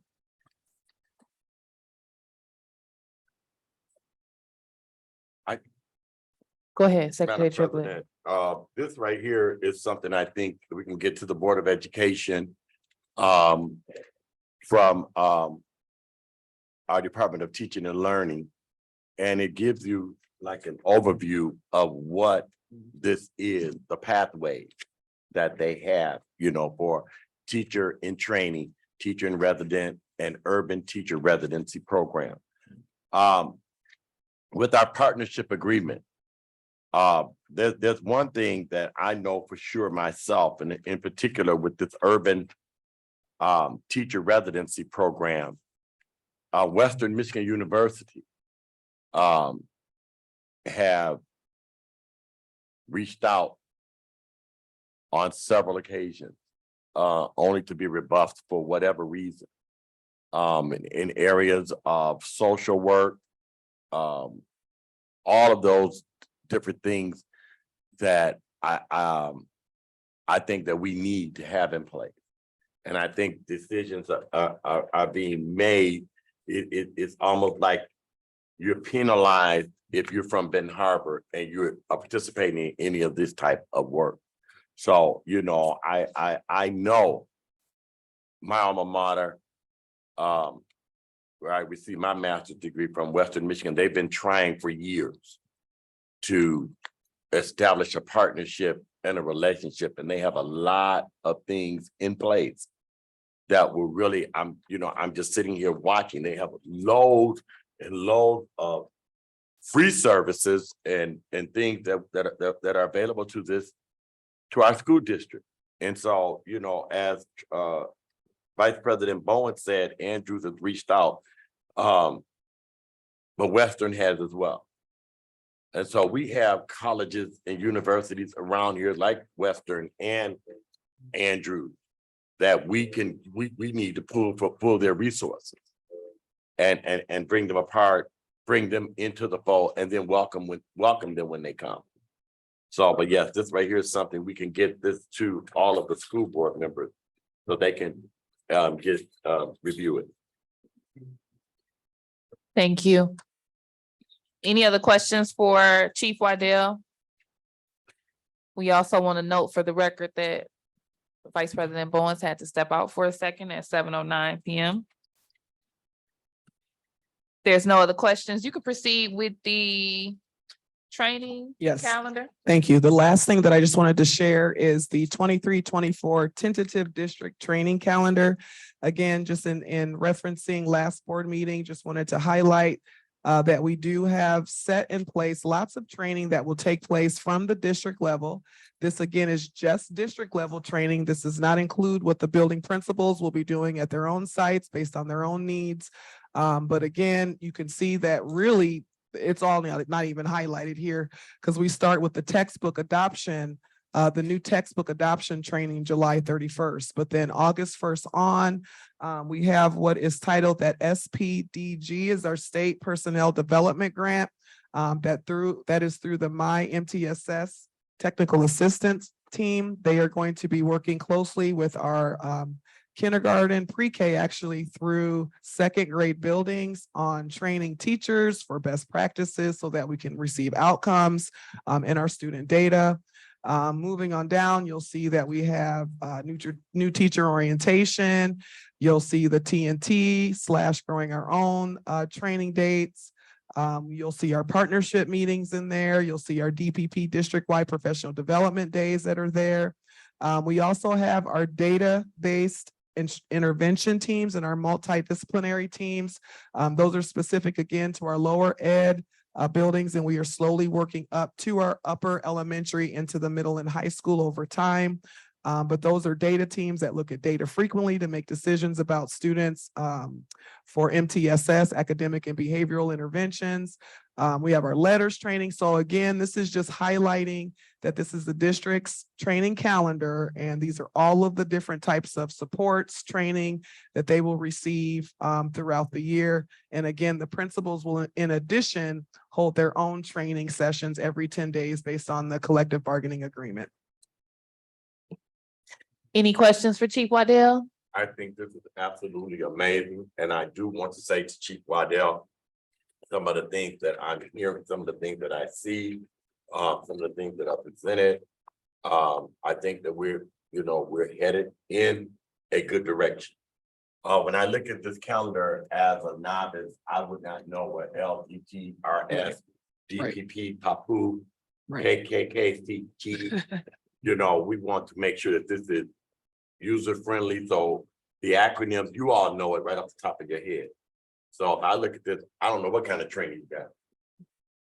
So SPDG, I just, if you could put it small somewhere what it is. Okay. A small key. Yep, we'll make a key. Gotcha. Yeah. But other than that, I think this is absolutely amazing to have a calendar in July. And this is something that it just has not happened in the past, from my experience. So thank you so very much. Yes. The only question that I have is, what are the expectations for our staff for actually attending?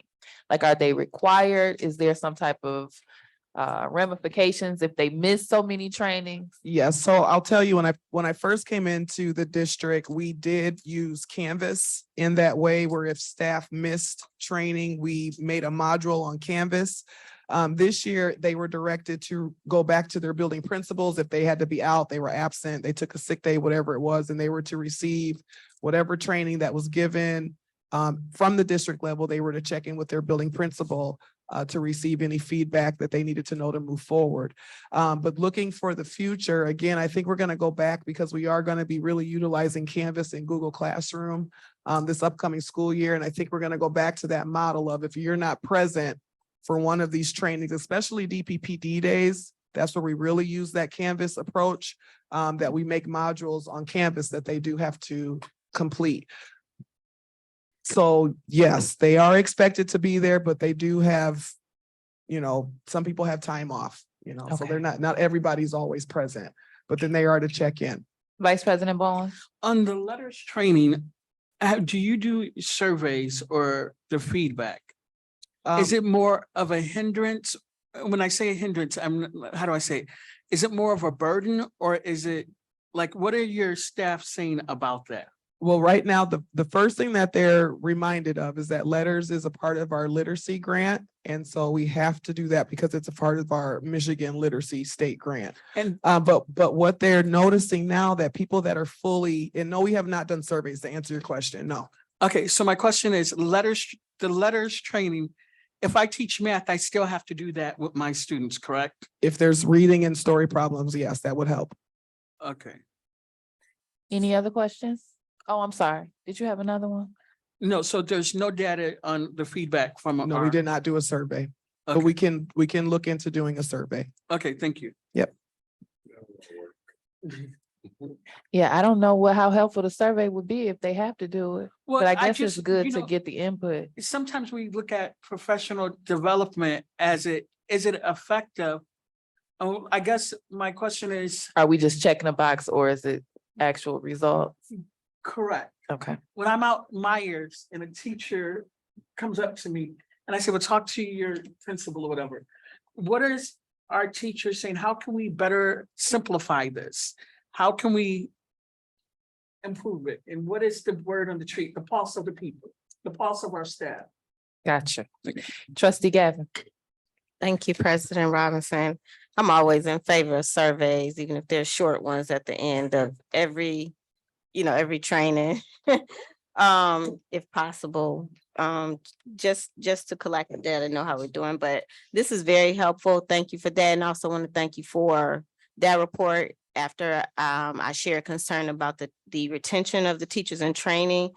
I guess a couple questions that I have is, does the district do, professional learning, communities? Like, do they do any of that type of training, or do anything with that process? So the building principals, yes, every 10 days in the CBA, they are designed to do professional learning communities, as well as if their master schedule calls for all of the grade level teachers, same grade level, to be together at the same time, then they can also have PLCs with their grade level teachers daily. It just depends on how that master schedule is built.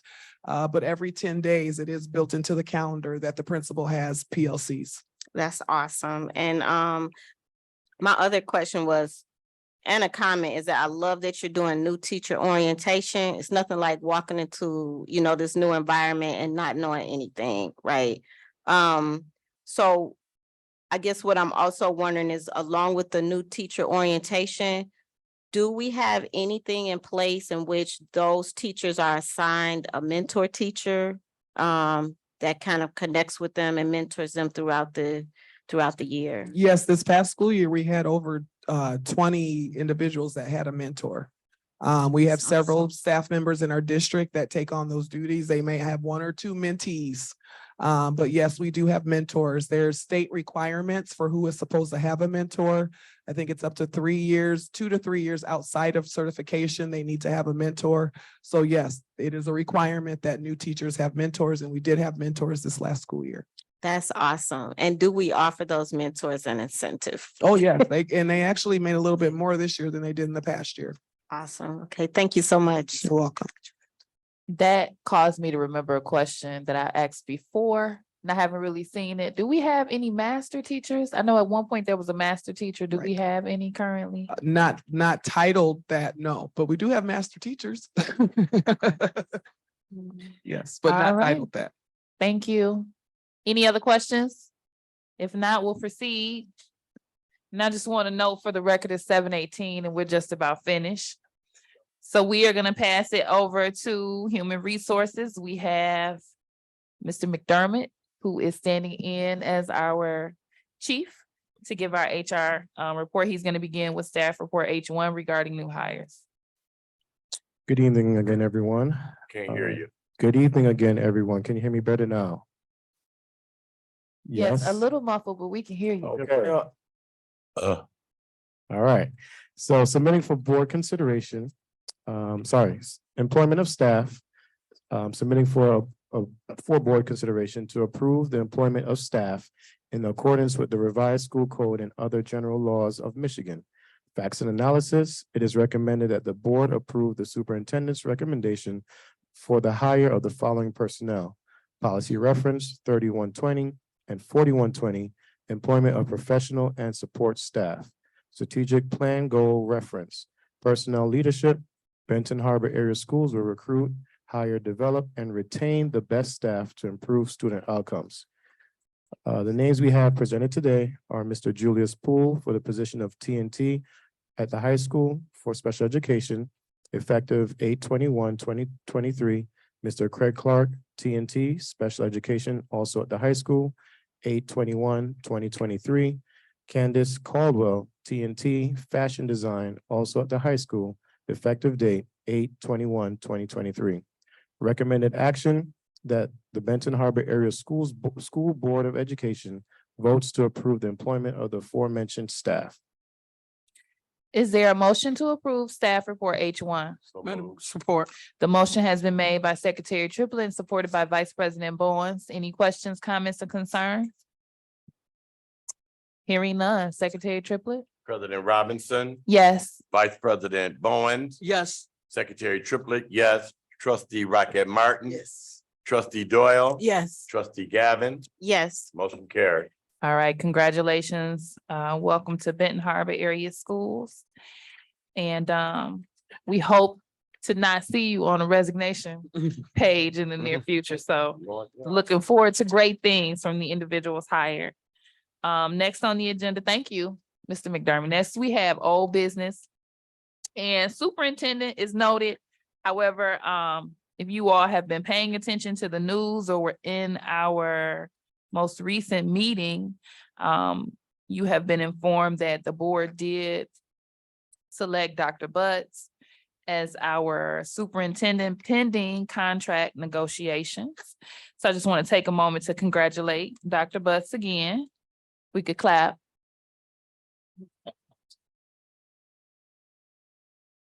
And this was the release that we made to the public. So I just want to take a moment to read it here. A special meeting of the Benton Harbor Area Schools Board of Education was held on June 29th, 2023. The board is proud to announce that interim superintendent, Dr. Calvin Butts, was appointed as superintendent pending contract negotiations. We would also like to thank the community for the input provided through the survey and the community forum.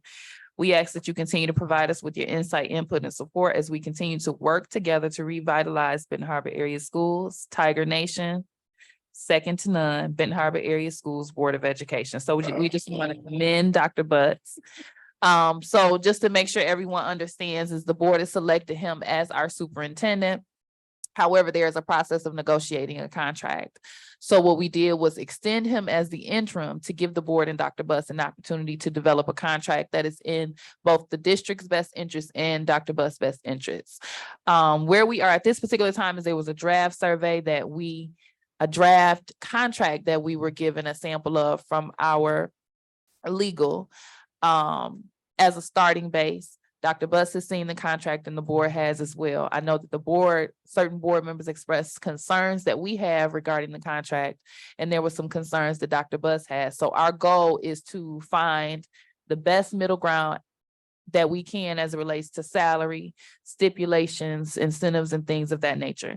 And so I did send everyone that general contract via email, I think a week or so ago. No, I sent it after that. I forwarded it to everyone again. Correct, yeah. So I sent you all the email letting you know that the contract had been sent to Dr. Butts, that he was informed that this is not a formal offer from the board because the board has yet to actually get together and work on that contract. Being that we are limited in the work that we do and either doing it at a board table or a committee, I don't want this to be something that prolongs. I know we gave it 45 days, but we want to get this done expeditiously. So I am actually developing a committee, which policy allows me to do. It's an ad hoc committee. It will last tentatively through August 15, 2023 to ensure that we are able to come to a contract that works for the board as well as Dr. Butts. The work can continue. It's not all on my shoulders and I can get the support. I am assigning to that committee the chief of curriculum, which is Secretary Triplett, the chief of finance, which is Treasurer Creighton, because I remember her specifically having concerns about the contract. So I want to ensure that that voice is heard. And then as president, because I am the person that has to kind of go back and forth between Gardner, I'm going to put myself. So it's going to be Secretary Triplett, Treasurer Creighton, and myself will be the committee specifically for finalizing the contract. So we'll just call it Superintendent Contract Committee. It's going to be ad hoc, and we're only meeting for the purpose of the contract. So if you all have not looked over that contract in detail yet, please take a look at it. You want to email all three of us, or you can, I don't know who I want to defer to because I don't want to miss the email. Send it to the board secretary. I will send it to Treasurer Creighton. I'm going to say that because she'll get right on top of it. So look through your emails. I sent you an email about a week ago that was a forwarded email that I had sent to Dr. Buss. It includes the contract link. I'll resend it again today. What I'm asking that you do is go through the contract. You're going to let us know whether or not you want you think the salary should be a higher rate, if there are certain stipulations that you don't agree with, if there are certain incentives you want to add in, things of that nature. Email your concerns or suggestions for amendments to Treasurer Creighton, so that we can utilize that feedback from the board when we meet as a committee, and I can take that information back to Gardner so we can get the negotiations finalized. Trustee Gavin. Thank you, President Robinson. So there were two things. Something that was mentioned in the comment was community feedback from the superintendent search survey. Did that survey stay out for 7 days, or was it taken? Yeah, we didn't take it Down. down. You did not take it down? It didn't, we didn't go in and expire it, correct? We left it up for the entirety of the time that had to be specified. So it was taken down at 5 p.m. last Friday or last Wednesday. Okay. So it was the duration that the board had asked for. Okay, thank you for that. And who has access to that survey? Does the board have access to the results of the survey? Could you send that out to us? Yes, I can make sure that the board has the results of that survey. Thank you. And the other question was, there was a request of HR for us to have for our records, just in terms of qualified staff. I was wondering the status on that. The final report will be provided to. Can't hear you very The well. final report will be provided to Dr. Butts tomorrow morning. Okay. Provided to Dr. Butts? You Yes, said and- tomorrow? Yes, and then he Okay. can provide it to the Board of Education. Thank you. Now, don't give yourself a deadline that you can't meet. Okay. Okay. All right. Any other questions or updates or comments about the superintendent? So again, the superintendent contract committee is ad hoc, meaning is serving a particular purpose for a limited time through August 15th, 2023. It'll be Secretary Triplett, Treasurer Creighton, and myself. Email your edits, concerns, additions, things of that nature, suggestions to Treasurer Creighton so that we can have those when we meet. And I'm asking you to email them to her because I get 1,000 emails and I don't want it to be lost in the sauce. And then we'll be able to come back to the board with an update once we get everybody's feedback. The only other item that I have for old business is attempting to remind you all about Summer Institute. I know myself, Secretary Triplett, and Trustee Rockette Martin are currently enrolled. So if you guys are thinking about going, I would really appreciate it if you have the availability to do so. It is fun. And I really want not only the learning opportunity, but the opportunity of fellowship for us as a board to be able to go on an outing together and sit and have lunch. And it's not at a heated table. We can talk about what we've learned. We get a chance to interact with other board members. So I'm going to continue to stress it. Hopefully you guys will consider it so that you can join us. I think the three of us are more than likely riding together if no one else is going. We're going to figure it out. Okay. Anything else for old business from anyone? I don't have any new business. Oh, President Robinson? Yes, ma'am. Okay, I know we could just add stuff. I did have it's old business about the CTE director position. I see that the job description is up, the opening is there, but I don't see a salary range for that position. I'm just wondering,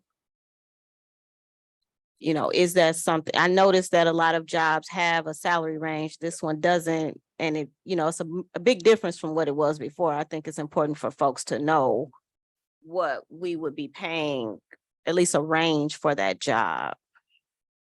So Marvin, can you check into that job posting? Did you hear what she said? Okay. Okay. Thank you. You're welcome. Yeah. Okay, so I have no new business. So we are actually at Open. President Robinson, I Oh, do you had have one more. Go ahead. Yeah, so I was wondering, just in regards to the debt forgiveness, our district has not officially said anything in terms of that we want debt forgiveness. I know that it's understood, but there's nothing in writing. And initially I was asked to do that, but we do have a lawyer. So I was wondering, for if they can write a letter that will get us $12.5 million, I think that's worth their time. Is that something? Yeah, that I we can check can- and see if they have a sample template or something.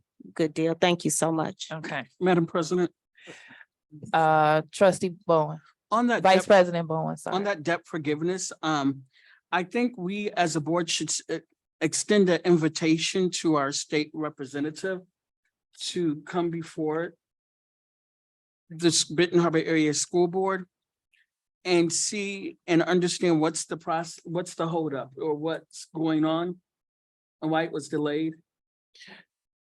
Just to give us a general update. Yes. Okay. So Dr. Bus said he will work on that. Great. Thank you. Okay, so checking with Gardner for help with the resolution or potential language for a resolution, and then the state rep potentially coming in. Joy coming in and talking to us. Okay. So we're gonna move right along to open public comment. Is there anyone here for open public comment? All right, I'm gonna read our statement, which is not so brief, but just like to make sure I do it. I would also like to add that Benton Harbor Area Schools was featured in an MASB newsletter in the last 2 years for our public comment policy. So we are leading the way in many areas. Okay, public comment statement. The Benton Harbor Area Schools Board of Education recognizes the value of public comment on educational issues and the importance of allowing members of the public to express themselves on district matters. Today, there are 2 areas for comment on the agenda, of which you may decide when to speak: public comment on agenda items and open public comment. We request that each interested participant complete a public participation form using legible writing to ensure that responses are appropriate and properly focused. Per Benton Harbor Area Schools Bylaw 0167.3, which governs board participation at board meetings, we request that you preface your comments with your name, address, and group affiliation when appropriate. Each statement made by a participant shall be limited to a 3-minute duration, and per our bylaws, no participant may speak more than once on the same topic until any other persons have had the opportunity to speak on that topic. Participants may remove their mask when addressing the board. Participants shall direct all comments to the board and not to staff or other participants. The board will listen, take comments and questions under advisement, and not respond at this time. I, as president, will refer questions to the superintendent for research and response. Please ensure that your public participation form includes your contact information as requested. If you have specific questions for the board or executive team that require follow-up, please email those directly to liz.goodwin@bhas.org. You have the floor. My name is Sherry Shalagi. I reside at 291 Hastings Avenue, Benton Harbor, Michigan, 49022. A former student of mine and a current student of Benton Harbor High School visited me this May. During our conversation on how his year went at the high school, he alleged that his hearing at the time was compromised due to a megaphone, also referred to as a bullhorn, being used by an administrator during the passing period at Benton Harbor High School. In accordance with best practices, most schools use audible bells to signal the start and end of class, recess, lunch, and other activities. Some schools also use visuals. The instruction manual of a megaphone includes instructions for safety precautions. The typical manual for the use of a megaphone reads under cautions on use, be sure to observe the following instructions. Failing to observe may cause hearing impairment. Never use the megaphone in close proximity to a person's ear. The CDC's #1 recommendation is to establish a social environment that promotes safety and prevents unintentional injuries. Furthermore, schools cannot accomplish their academic mission without addressing the health and safety needs of students and staff members. I ask the board, would you feel intimidated scared, or anxious if an administrator of your school was using a bullhorn to address you in the hallway. The CDC's number 2 recommendation is to provide a physical environment inside and outside school buildings that promotes safety and prevents unintentional injuries and violence. CDC's National Institute for Occupational Safety and Health states occupational hearing loss can occur when you are exposed to loud noise. Hazardous noise can cause both hearing loss and tinnitus. If the current practice by administration at Benton Harbor High School or any other school in our district is the continued use of a megaphone during passing period, whereby a student or staff member is at risk of being in close proximity to the individual using the megaphone, that practice is a violation of the manufacturer's safety precaution and places the school community at risk. The recommendation by this community member is a board adopted policy that megaphones are not to be used in a manner that violates the manufacturer's safety precautions and in a manner that does not put the community at risk for unintentional injury as described by the CDC and NIOSH. I would like to add that our track is unsafe. Our track is in such a state of decay that our athletes cannot use it. I would like to know why our track was allowed to decay into this condition and what is the timeline for its repair. On the topic of surveys, I agree that surveys are an effective tool for gathering input from the community, from staff, from various individuals. I filled out the survey and my input was Please wrap up your ignored. comment. Pardon? Please wrap up your comment. Thank you. Thank you. Anyone else for open public comment? You have the floor. You actually have to come to the mic.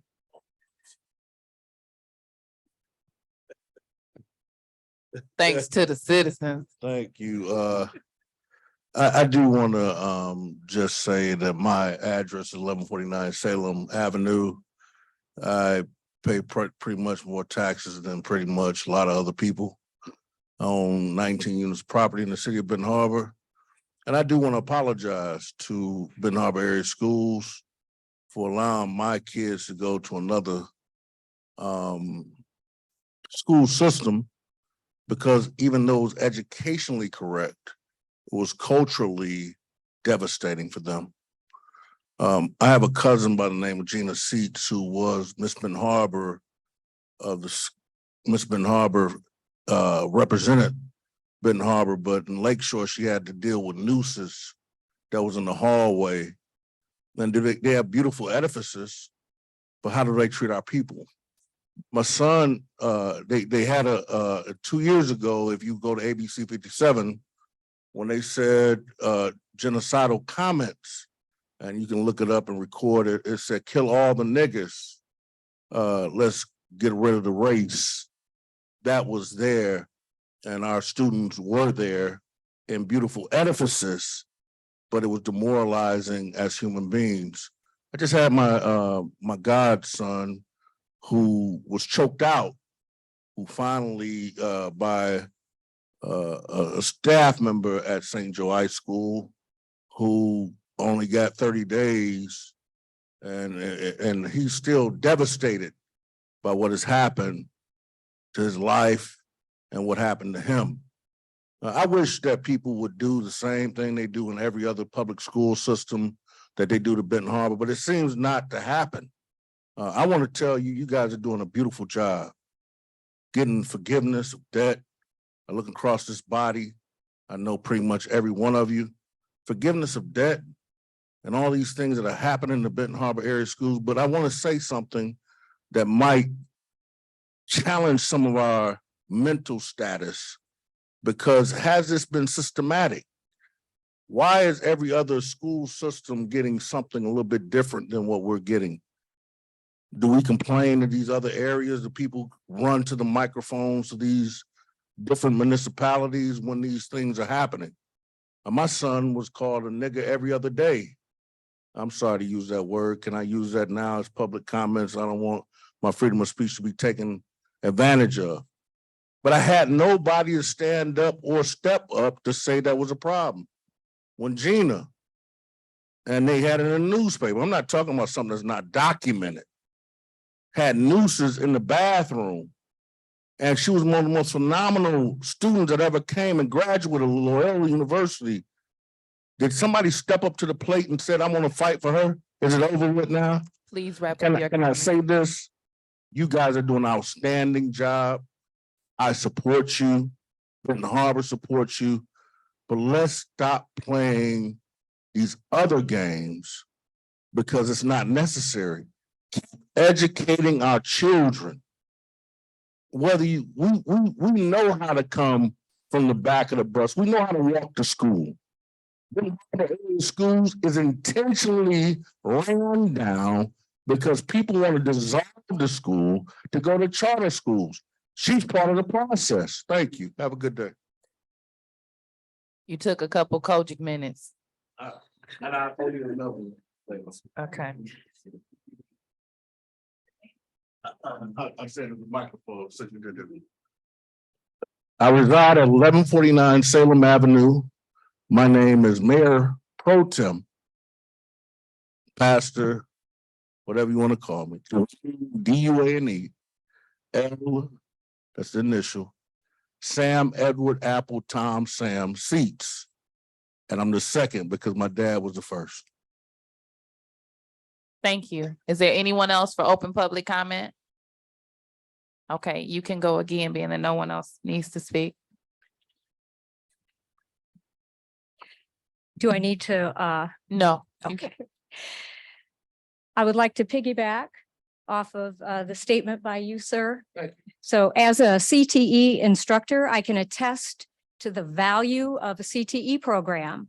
So in my school system, our students walk out the door from high school certified as beauticians, electrical technicians, automotive technicians, welders, CNA, construction, and others. When I spoke with community members just this evening, they lament that Benton Harbor Schools has been gutted of these programs, and the community wants to see these programs returned. Thank you. Thank you. I'm sorry. So when public comment takes place, the person's talking to the board. There's no intermingling, exchanging. Good You have afternoon. the floor. Thank you. Good afternoon. My name is Princella Tobias, and I am a citizen of the city of Benton Harbor and a voting member and a taxpayer. I just wanted to say I got up early this morning, and being here, I'm awfully tired. But I am so glad that I invested the time I had to sit here and listen to what's happening at this district. I wish other people outside of these four walls could hear the professionalism, the steps that are being made by this district, and truly this new future of Benton Harbor area schools. You know, some people may not know, understand, or they're listening to myth, or they're looking at how things used to be. I am so pleased that I invested the time to be here, tired or not, to hear about all the tremendous steps, all the reports that have been made under the leadership of you, Dr. Butts, but also this board here. I wanted to thank you. Right now, currently, we have 2 members of Benton Harbor area schools working with us at Benton Harbor Team Solutions and the Benton Spirit.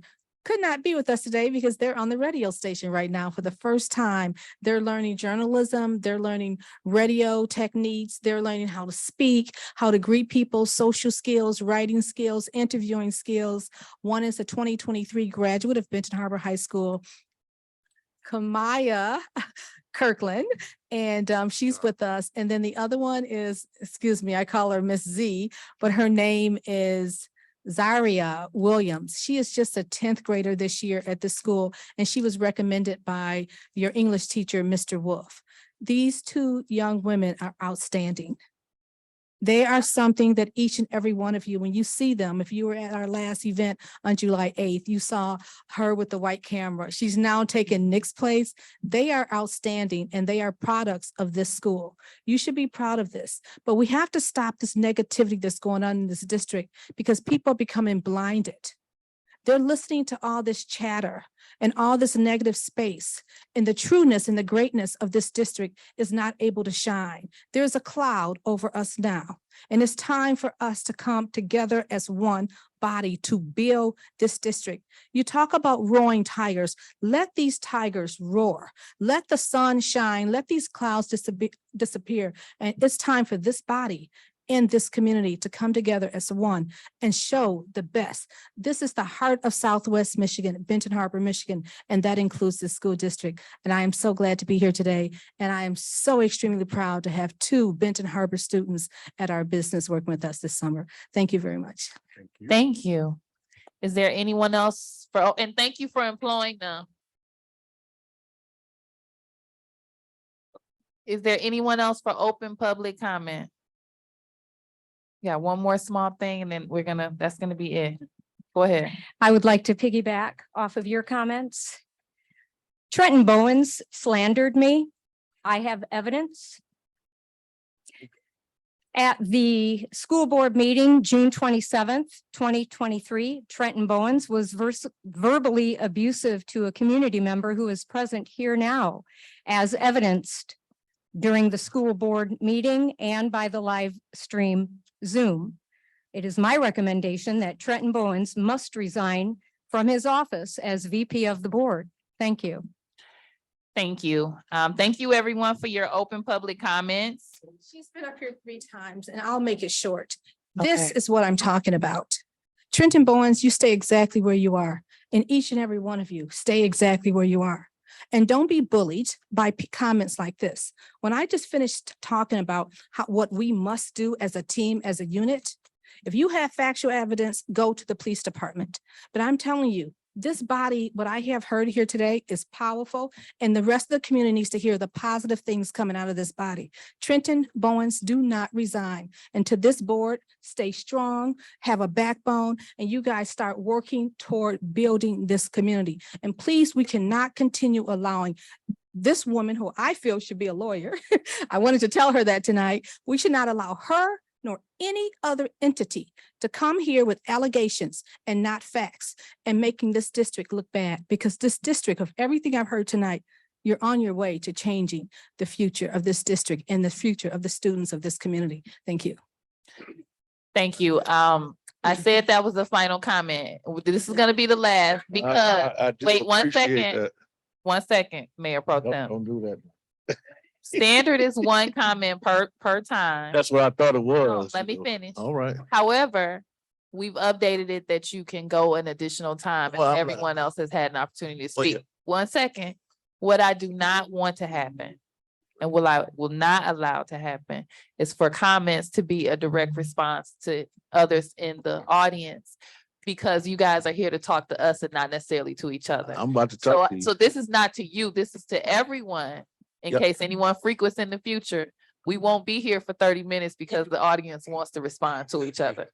But you have the floor and then we're gonna go to Dr. Butts. All right, y'all need to stop that.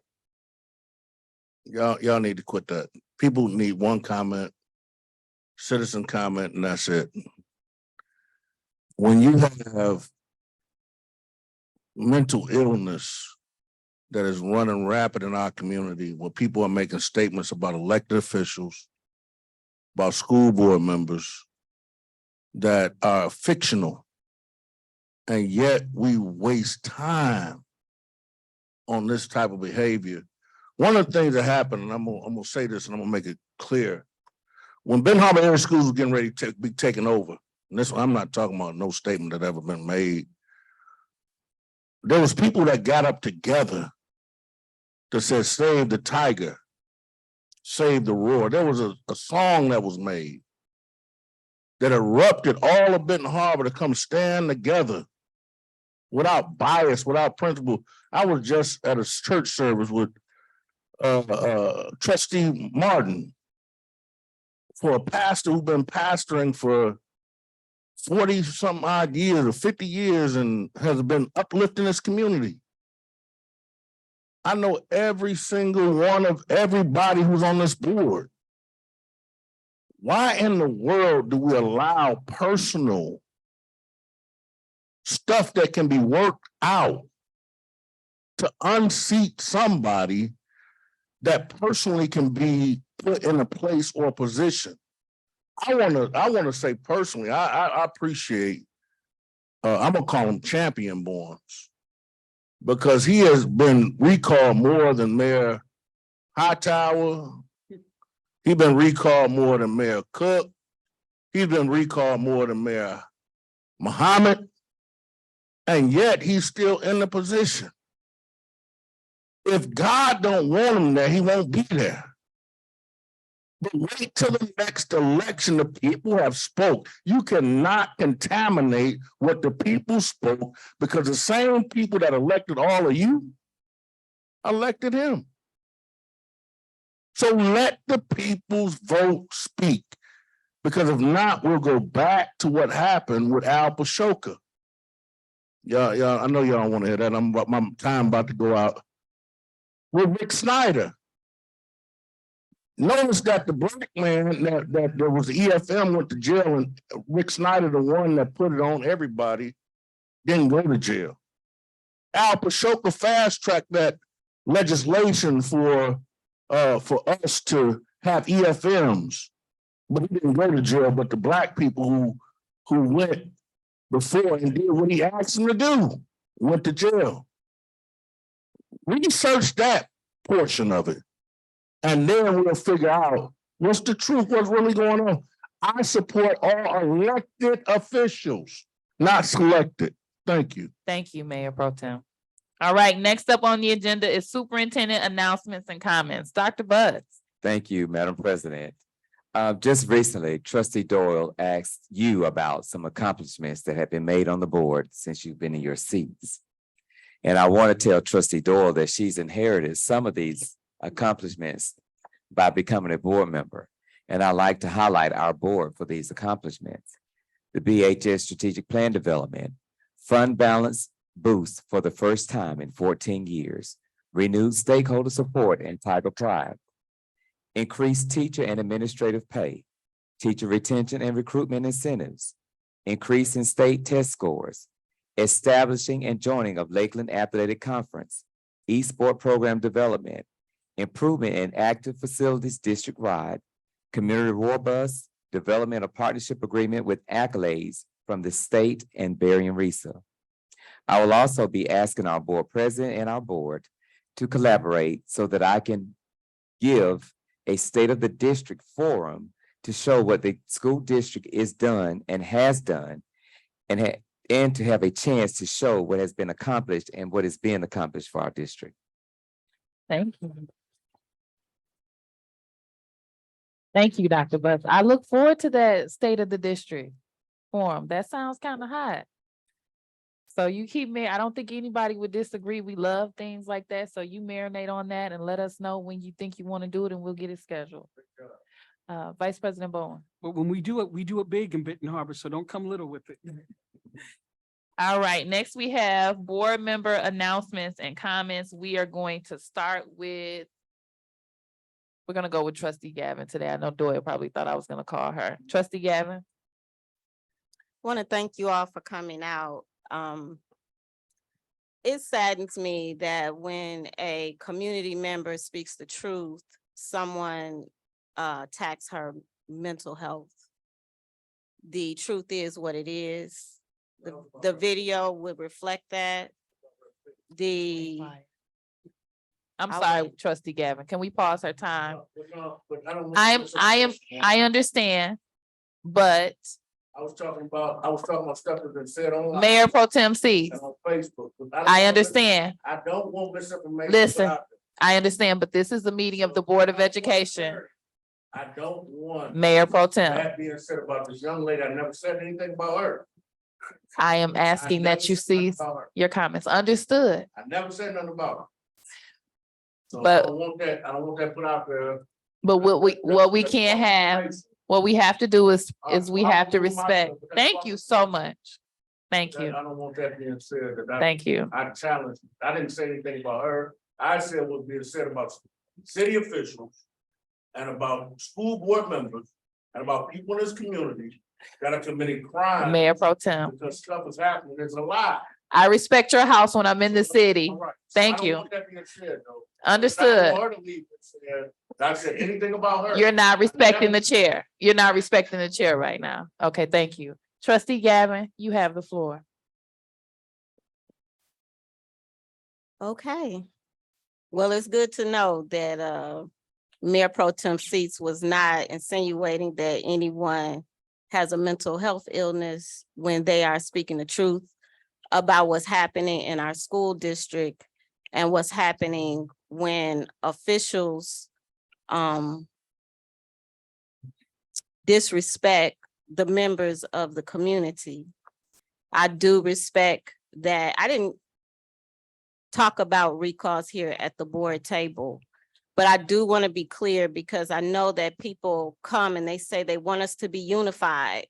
They want us to be unified, but then they also see that there has been decades of neglect and decades of dismantling. And that doesn't happen if there are not people in certain positions that allow that to happen. They're not the only ones. It's happening from the state to the billionaires down to the board table. That's how we lose what we have. And so if we're going to be unified, we have to be unified around values of protecting our school from domestic and any other type of folks who threaten our school community. And so it concerns me when community members like a Ms. Kennard or a Sherry come here to speak their mind and then they are attacked and told that they cannot do that or being treated in a certain way. I think that this board table requires that we have decorum and that we present ourselves in a certain way at the table. And saying things like you're strapped or accusing other board members of things that are not true, that's not okay. And it doesn't matter how many people take up for them. The truth is what it is. I can be unified as long as we're unified around the values of preserving and protecting our public schools. Thank you. Thank you, Trustee Gavin. Trustee Rocket Martin. My comment, let's stay focused. The district, the students, the community, and how they support the students of Benton Harbor area schools. Our job is to maintain and focus and do the best for the students of Benton Harbor area school. All that other stuff is fluff. What counts is what we do for our kids and how well we can get them acclimated to the real world out there so that when they graduate from this district, they can get a job at the radio station. They can get a job at Whirlpool as an engineer or whatever they choose to do in their life. But that's our job. So my job as a trustee is to stay focused for Benton Harbor area school kids. I hear, but I don't hear. My noise is coming from the kids and what they need and their voices and what we as a team can give them. My other thing is I am on the Cass County, Berrien County Board together. I am asking for anybody and everybody, if you have any ideas on how we can better do the onboarding processes and procedures, I'd like to hear from you. My meeting is July 20th. And this is just to help new members that get elected, to help them to get better acclimated to the board as a board trustee and the job that they have to do as a board member. So if you have any ideas, please you can jot them down, send me an email, trustee.rocketmartin@bhas.org. So anyway, that you can get that information to me, I'd appreciate it. Thank you, Trustee Rocket Martin. Next up is technically Secretary Triplett, but we're going to go with Vice President Bowens to allow him to get seated. What a wonderful meeting tonight. I wasn't going to come today and I thought about it. This past weekend, I was in a business meeting and one of my clients asked me, they said, we see you in the newspaper a lot. Is it really worth it? And then I started thinking, I said, sometimes I ask myself that question, but when you think about little Bobby, didn't make it past the third grade reading law, but had to repeat the third grade and trying again. When you think about that mother that is sending her kids and working, it's worth it. When you think about the struggles of the district when Black folks couldn't get an education, and this was a majority white district, it's worth it. So people don't come after you because you're losing. They come after you because you're winning. you're successful, you're accomplished, you're getting results done. And we have to stay focused, as Dr. Butts noted our accomplishments. They will lie, they will slander you, they will do everything to make themselves look good. They will manipulate the public's perception, but you got to stay focused. One of my favorite quotes by Harriet Tubman is, when you hear the dogs barking, and they bark a lot, you keep going. When you feel like they're getting closer to you, you keep going. So I want to tell you, and to my colleagues on the board, let's keep going. We can't be distracted by people that come in here for 3 seconds of fame and want to attack and do all of that stuff, or what we see on Facebook. We got to pay a blind eye to it. They will create some of the most bogus lies to put a narrative and tarnish you. But we keep going, and we stand for what we believe in and who we believe in. And that is to make sure every child counts and is getting a quality education. So the children of Benton Harbor are worth it. Thank you. Thank you. It looks like his time was paused or something happened. Okay. I bet it's gonna ring. Okay, I want my triplet. 7 seconds, but no, I'm just kidding. Secretary Triplett.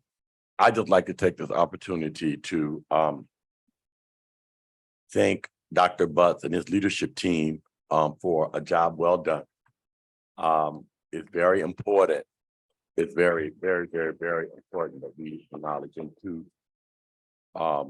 I want to take this opportunity to thank Mr. Tobias. You've been trying to get our kids every opportunity. This is something that you have been doing for a long time.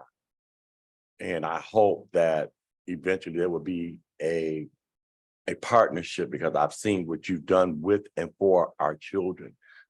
Kaiser right now, Kaiser Gondrzik, went to Milan, and she's in communications, and all of those things contributed to what our students are becoming and have become as a result of that experience. A lot of times people take those things for granted, but those little things like that make Nicholas Gunn done an amazing job and moving forward. But that comes through your leadership and your commitment and your service.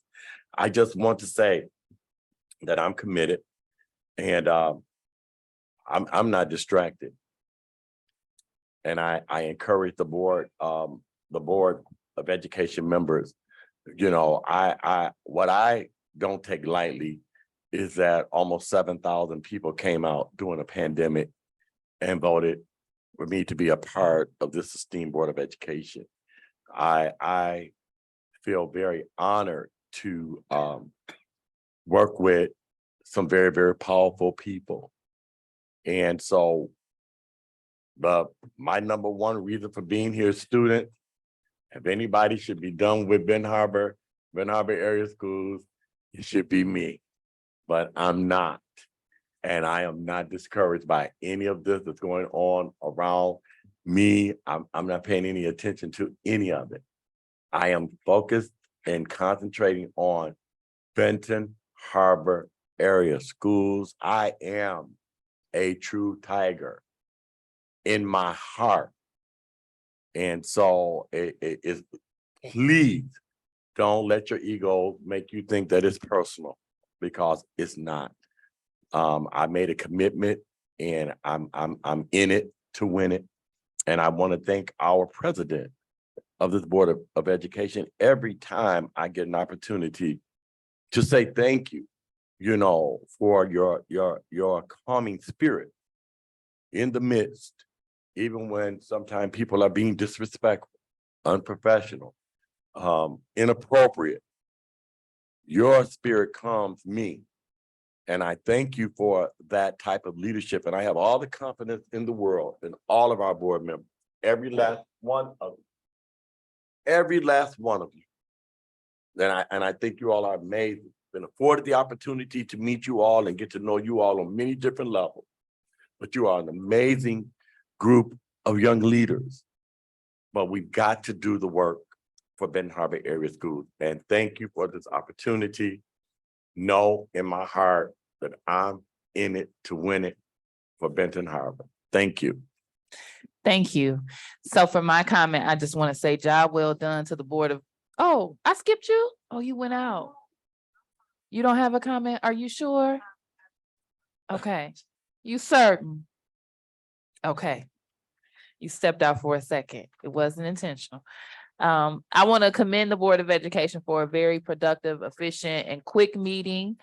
We met in less than 2.5 hours today, so job well done. We were able to end on time or timely today.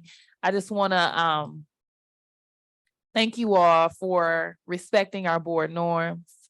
I think working together as a unified board is something that'll always be a work in progress, because we'll always go through different seasons, and then you have changes that happen as far as leadership and elections, and you have to learn how to work together collaboratively as a new team. And so one of my commitments at the start of the year was to make sure that we were able to get the business conducted. And I'm not going to give up on that. So I just want to congratulate you all, and I'd like for you to clap for yourselves and how great of a meeting we had. Everybody's voice is valued at this table. Everybody's efforts are appreciated. And I would also like to acknowledge that I've had quite a bit of a last quarter of my life. Things that I did not share with the full board. Secretary Triplett has been my confidant in private. So I just wanted to personally thank you for being there for me. Because you know it's not easy for me to say I need help. And I'm used to being the listening ear. So I appreciate you greater than you know for being my rock and my foundation. And I don't know if you guys can tell in how the meeting went, but I've got a new breath of fresh air.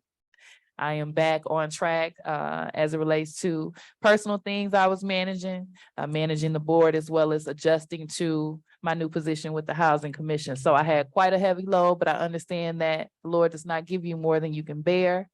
So I'm excited about this upcoming school year. I'm excited to be well rested. And I promise you that we will only get bigger and better. And again, congratulations to Dr. Buss. I look forward to finalizing your contract.